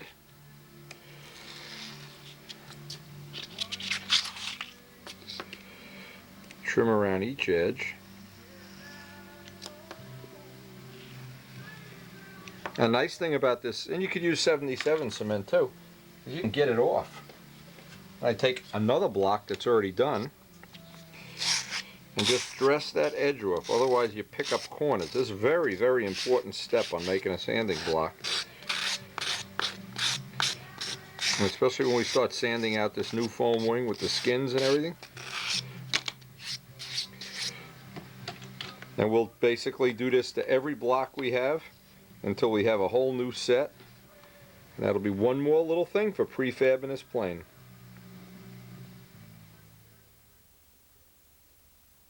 Production items we've ever made. It's been totally bulletproof over the years is the forked end bell crank. And we need to make a special one up for this model. It needs to be offset. So we just can't use a standard one, but everything else is pretty standard. The same bushings, the same bolts. We're just going to move the wire up. And we're going to do a little grinding in here just to remove maybe 2 grams of weight, 3 grams. It's hardly even worth doing. I just do it, I guess, out of habit. Anyway, we have a real good track record with these. These have really been, and when I invent something, I always like to see it be real successful. We start with one of our slotted end bell cranks. Again, these have proven to be so reliable. I'm sure you could even use these on a much larger plane. We use the ratios that were developed by Big Jim Greenaway over the years, and they've always worked out well for us. Let me answer the phone. I'll make this rod plenty oversized. I'll make it an inch oversized because the bell crank is not going to sit in the middle of it. Normally the bell crank would sit dead center on this, on say a 2.5 to a 3-inch rod. This I'm going to make, just for the sake of argument, make it 5 inches and have the bell crank all the way up on one side, because it's going to sit off center in the middle rib. It's not going to sit in the middle because of the dihedral. When these bell cranks are injection molded out of glass-filled nylon, so the bell crank itself is a bearing surface, but we use a special graphite grease when we do the soldering. So this will sit kind of like this, kind of offset. In fact, I've purposely left the rod way oversized. Now the next little spot on this, you can see these are special eyelets that I have made to my specification. And the reason they're special is because they're a press fit, a tight fit. And what happens is they don't let any of the solder leak underneath. Now I'm going to assume we're going to need some of this. Well, I'm just going to not take any chance at all. Now what I usually do here, put 1 drop of this. This is special aircraft high temperature. We call it C200. It's a special lubricant. And as that goes inside in place, now I have a special clamp that clamps that together. If you were to just try to solder this, you don't get the right clearance. This is a little C-clamp that holds that in position while I do the Stay-Brite soldering.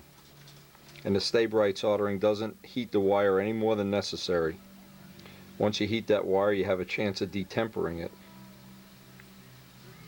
I never use any solder on a bell crank except Stay-Brite silver solder.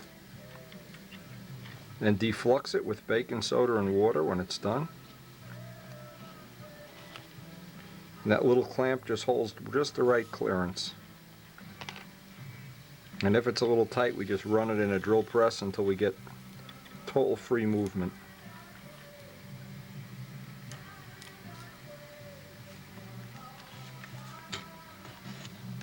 Of course, the flux on Stay-Brite is sulfuric acid, so this is just baking soda and water. No matter what joint you do, you don't want that to go without the baking soda and water on it. You can see it looks like we have a pretty good joint going there. Now this just cleans and polishes the joint. Gets all the extra flux off.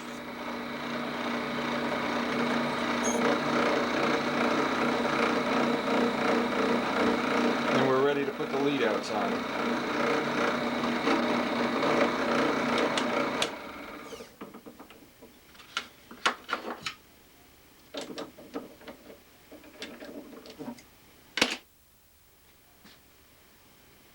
One drop or two of motorcycle chain lube on there, and that's the kind of free controls I want to have. I want that part to be right.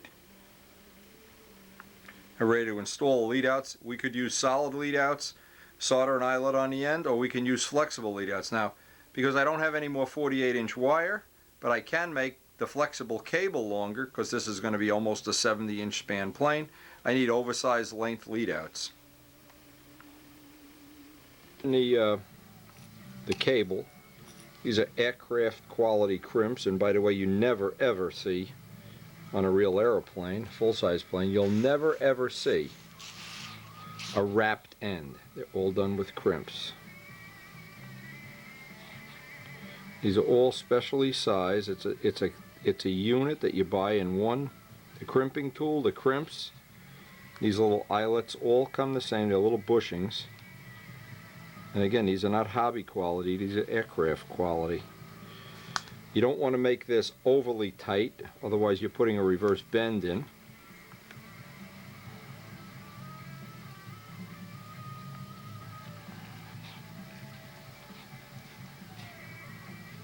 You want the same amount of crimp sticking out the top as the bottom.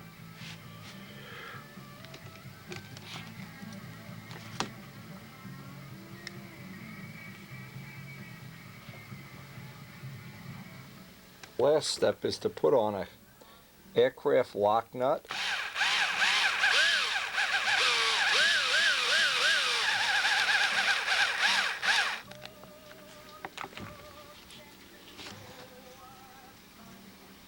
Step on this is we're just going to trim off that extra little piece of bolt.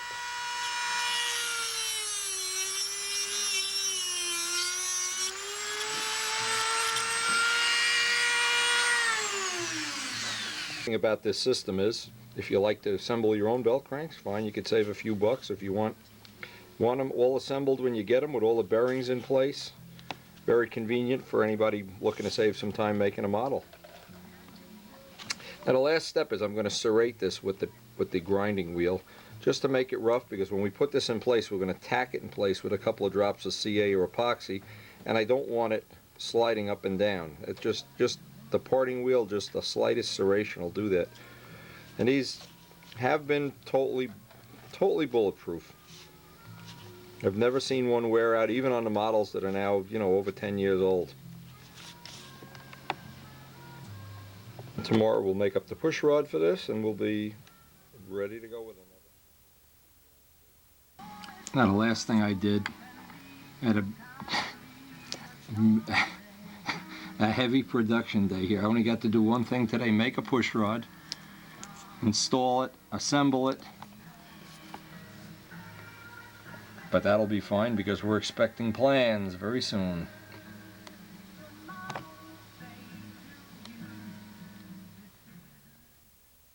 Today, really exciting. Got the final plan. This is the plan we're going to be working off. It's an 800-inch version. Dave has done I don't even know if you can call this accurate. It's a lot more accurate than if I drew it, that's for sure. Anyway, it's beautifully done, of course.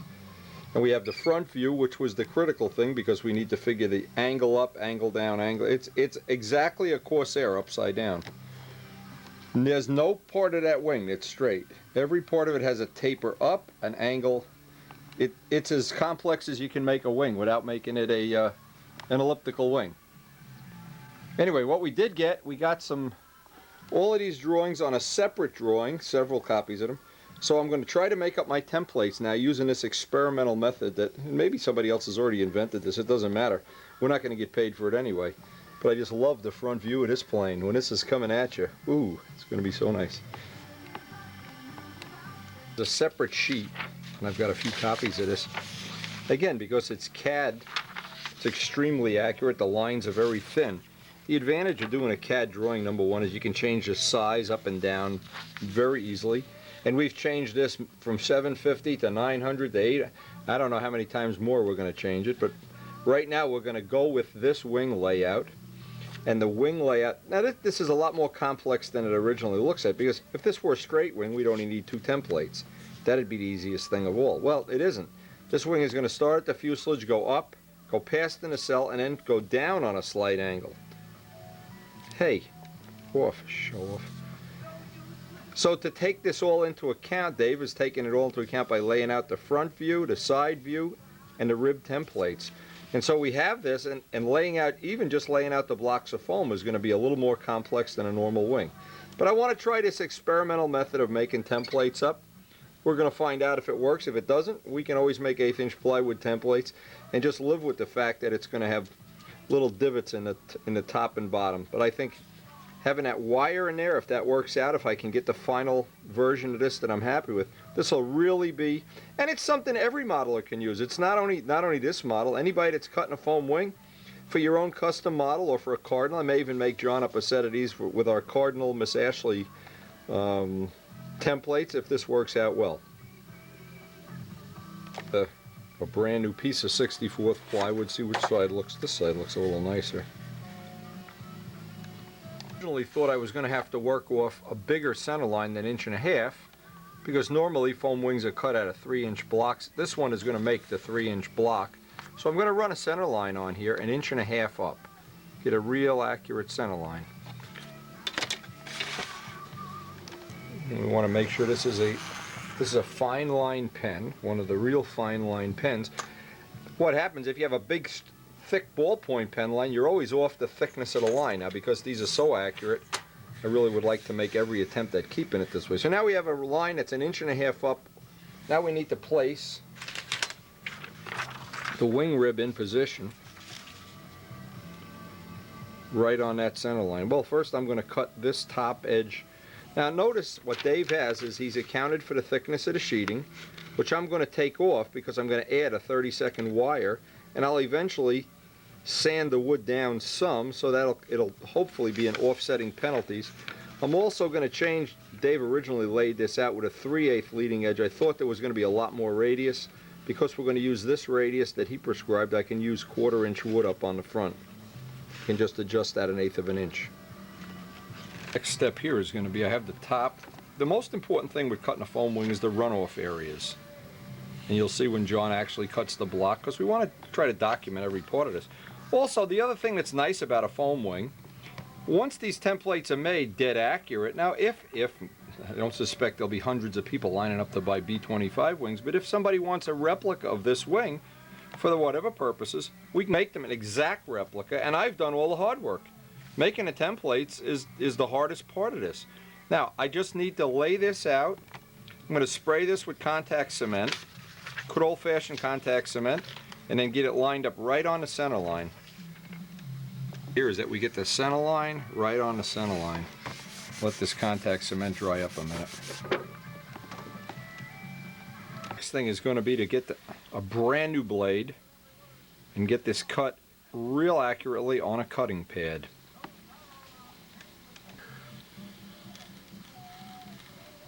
In this part I want to make sure I'm really right on Dave's very narrow CAD line.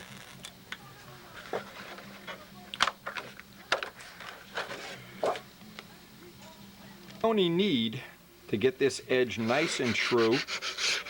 I'm going to leave the sanding dust into this area. What I really thought I was going to do, I thought I was going to bend a wire to this exact shape. You know what?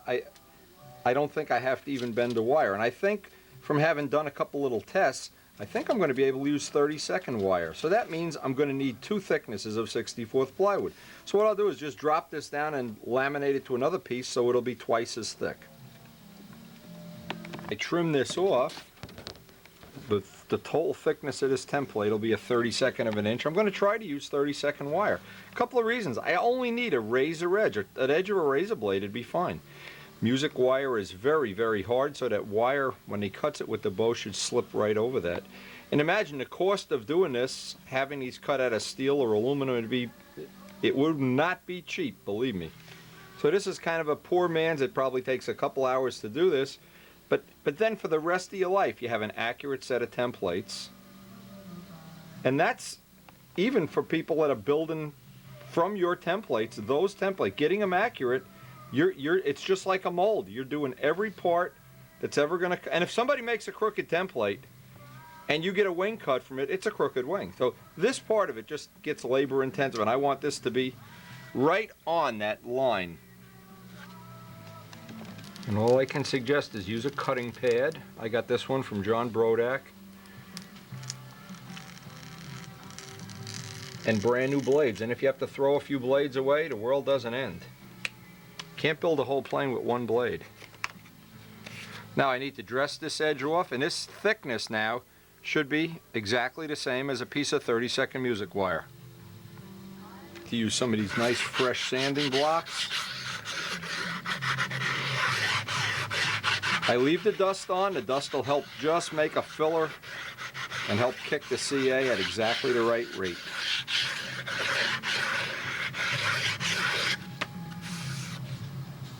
Reference lines on this. We can cut all the lines when we're done. Just want to get it so I don't waste any plywood. Let that CA kick off. We'll be ready to make up the wire insert. What I want to do is make sure I have 32 wire. And we know that 2 pieces of plywood are 0.32. This is the way I evolved this, and it seems to work. What if I try to bend this wire?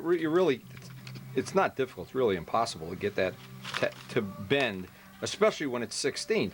Well, came up with a little bit better idea.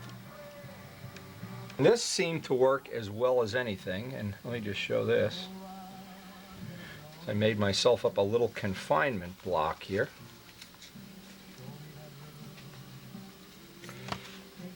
I used a block of wood as a little bit of a vise, just to hold that in position while it's drying.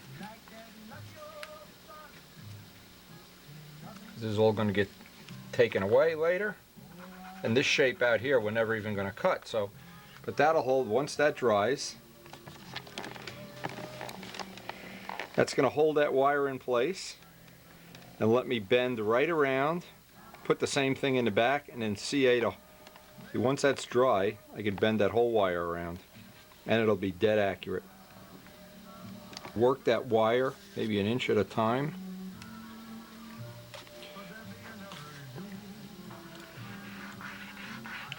It seemed easier when I did the test to work from the front to the back than the other way around.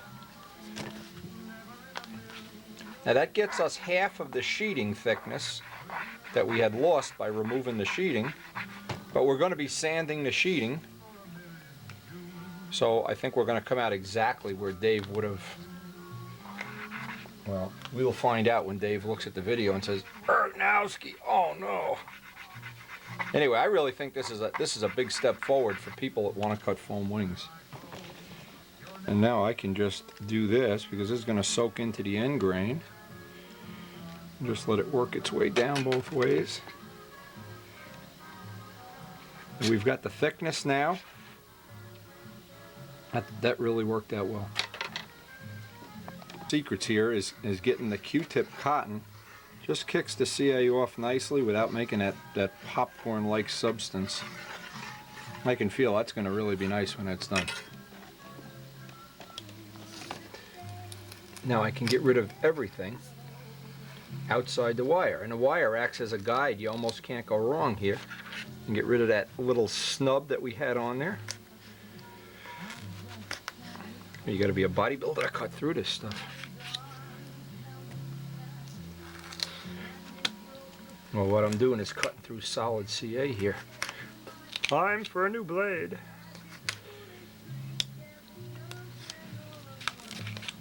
If you've never used a cutting pad, you're missing out on. But what's happening? I'm cutting through CA. Now I have one side of the wire confined.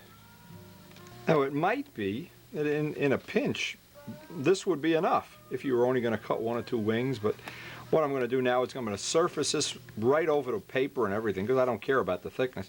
Go right over this with another piece of plywood, which will then make a little trough, and that wire should stay in there forever. We don't really need any of the dimensions off of this side because we have several copies of this.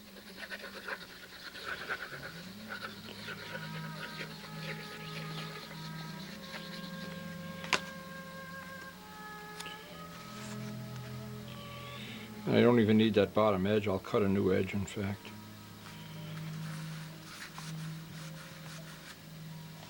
I can almost see the wire coming through already. So I can sand down a little bit on the edge with one of my nice new fresh sanding blocks until I see a shiny piece of wire coming through, because all I'm looking to catch is the top 1/1000th maybe of that wire. See right here now, you can see this glue or whatever. Well, that doesn't matter. That's why we made these nice new sanding blocks up. Eventually I'll see a polished wire coming through. I know that polished wire is, I hope, as accurate. I hope even Dave Downey's impressed.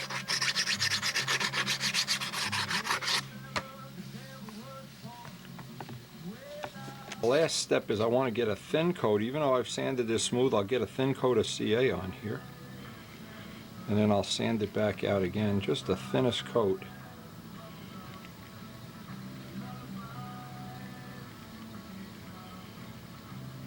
Because I really want that wire to be in there permanently.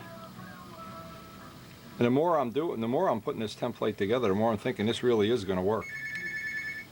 I can usually tell ahead of time, sometimes, if an idea is going to pan out or if it's just going to be not usable. This looks like it's going to be usable. Better get the phone. Extra coat of CA, I got to sand it off the side, of course. So I just want to make just a little radius here, and I want to see that wire shining through on the hole. See, there's a little spot of glue there. Just dress it off as I go. And once that wire is showing and that whole top edge is smooth, that's my cutting surface. Then I need to figure out where the foam spars are going to be. And the problem with that is the middle of the wing has to taper. Otherwise, you can't get these foam pieces out. In other words, if the one on the root is 2 1/4, this has to be, say, 2. Then the one on the tip has to be 1 7/8. Otherwise, you can't pull those core parts out. I think that's going to work. Really accurately reestablish our center line here, because it's from this center line that we're going to line up another copy of the printouts that Dave has sent. And because the lines are so nice and thin on CAD drawings, we can really make this accurate. This can really be a lot more accurate than drawing with ballpoint pens. Now that's my center line, 1.5 inches up. Now I need to cut off the other template part and get it affixed in. The trick here is to line this up before the contact cement dries on center. I put little marks. I did it like a dry fit. The little marks up there. I should see roughly a 32nd of an inch of wire sticking out the top. Then I can trim off the paper off the bottom. If you do it real quick, you don't wind up, you can still position it a little bit.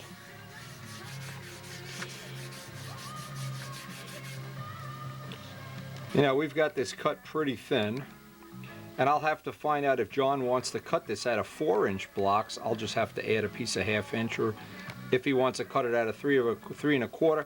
I don't know. This looks like it's going to be a problem because we're almost 3 inches. We're just under 3 inches at the root. In fact, looks like that's how much less than 3 inches we are.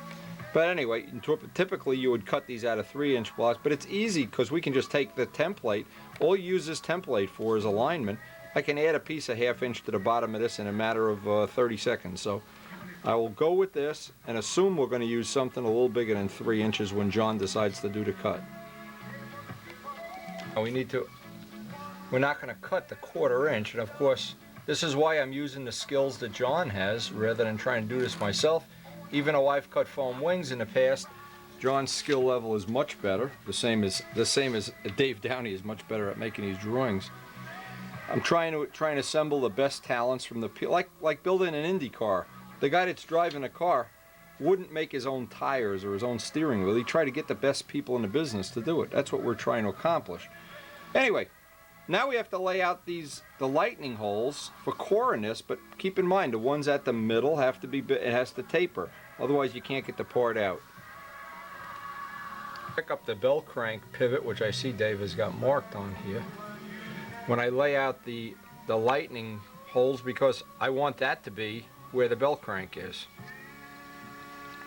I don't want to have to cut out the whole foam spar, so I'll let the spar be right where the bell crank pivot is for this piece. And because we're going to use a lot of extra glass in the middle of the wing, this will tend to be very rigid. Since we're going to use a 1/4 inch of foam in 2 spars, this is very typical. I want to get all the radiuses in here now.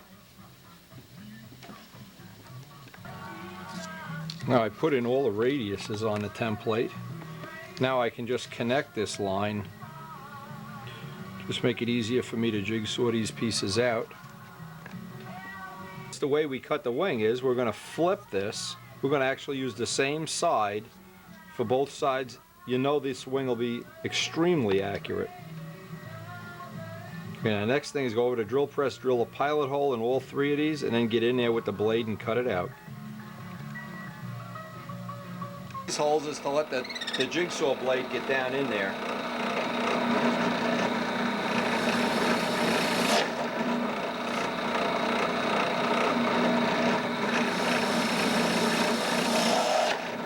I really like using this 64th plywood for a lot of different applications. It's a nice material to work with. In this case, it's much stronger than ordinary plywood, much easier to work with, and even on a drilled hole, you have a much nicer finished edge. Now this is what you really need the pilot holes for.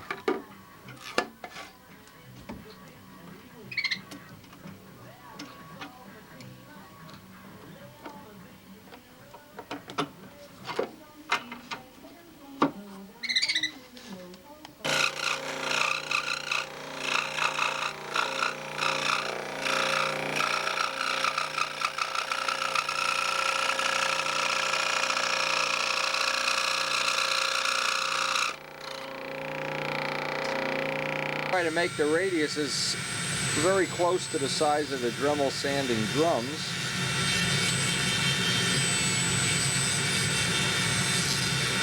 Now it looks like this front part is a little bit thinner than it should be. But again, if we cut a wing, we can always laminate in some 64th plywood in there. Nice thing about using that material. I'd have to cut a wing first and see how rigid that is.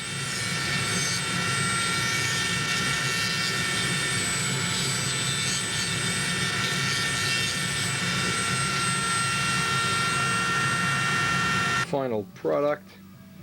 The last thing I'm going to do is take some high temperature wax before I bring these up to John, and I'll make a little diagram of how big the foam blocks have to be.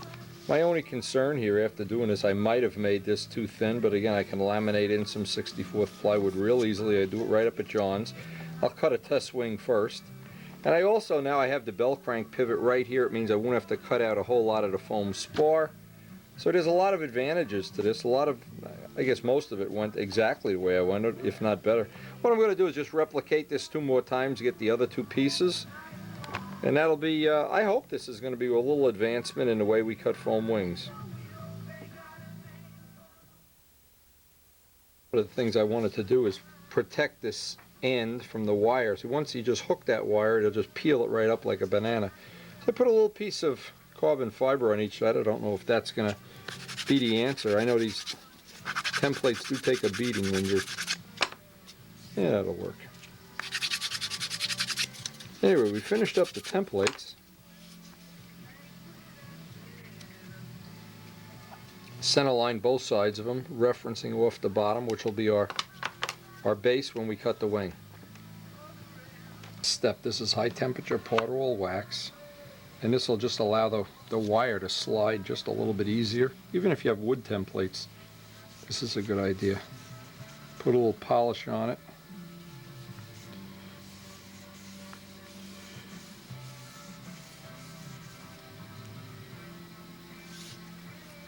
Anyway, we started out the day thinking we didn't know if this was going to be exactly what we wanted.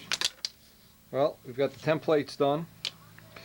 And actually the next step we have to do is wait for John. I think we're going to go on the 27th. We'll wait for John to have a day that we can go up to his shop, see what he's doing, and see if we can cut some B-25 wings.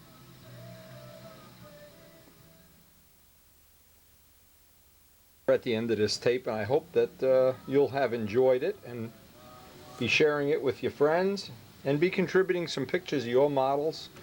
If you've not been a subscriber before, consider subscribing. Consider sharing a subscription with somebody. It's a great way to share the hobby.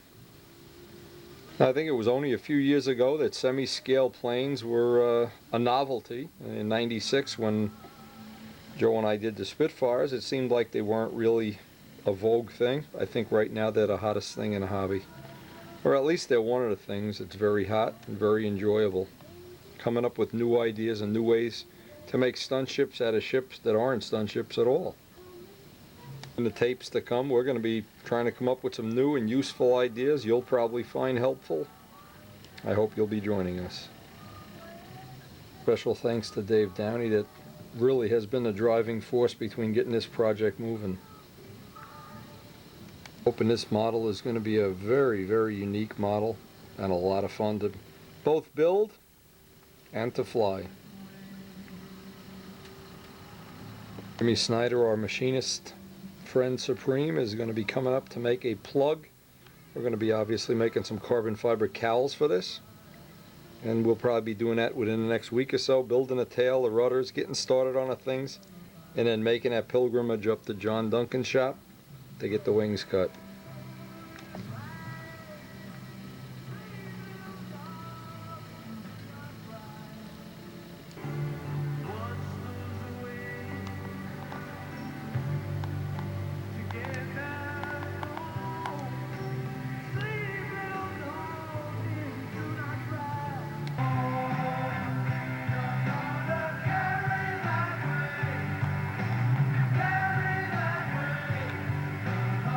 And we hope we'll be seeing you on the next tape.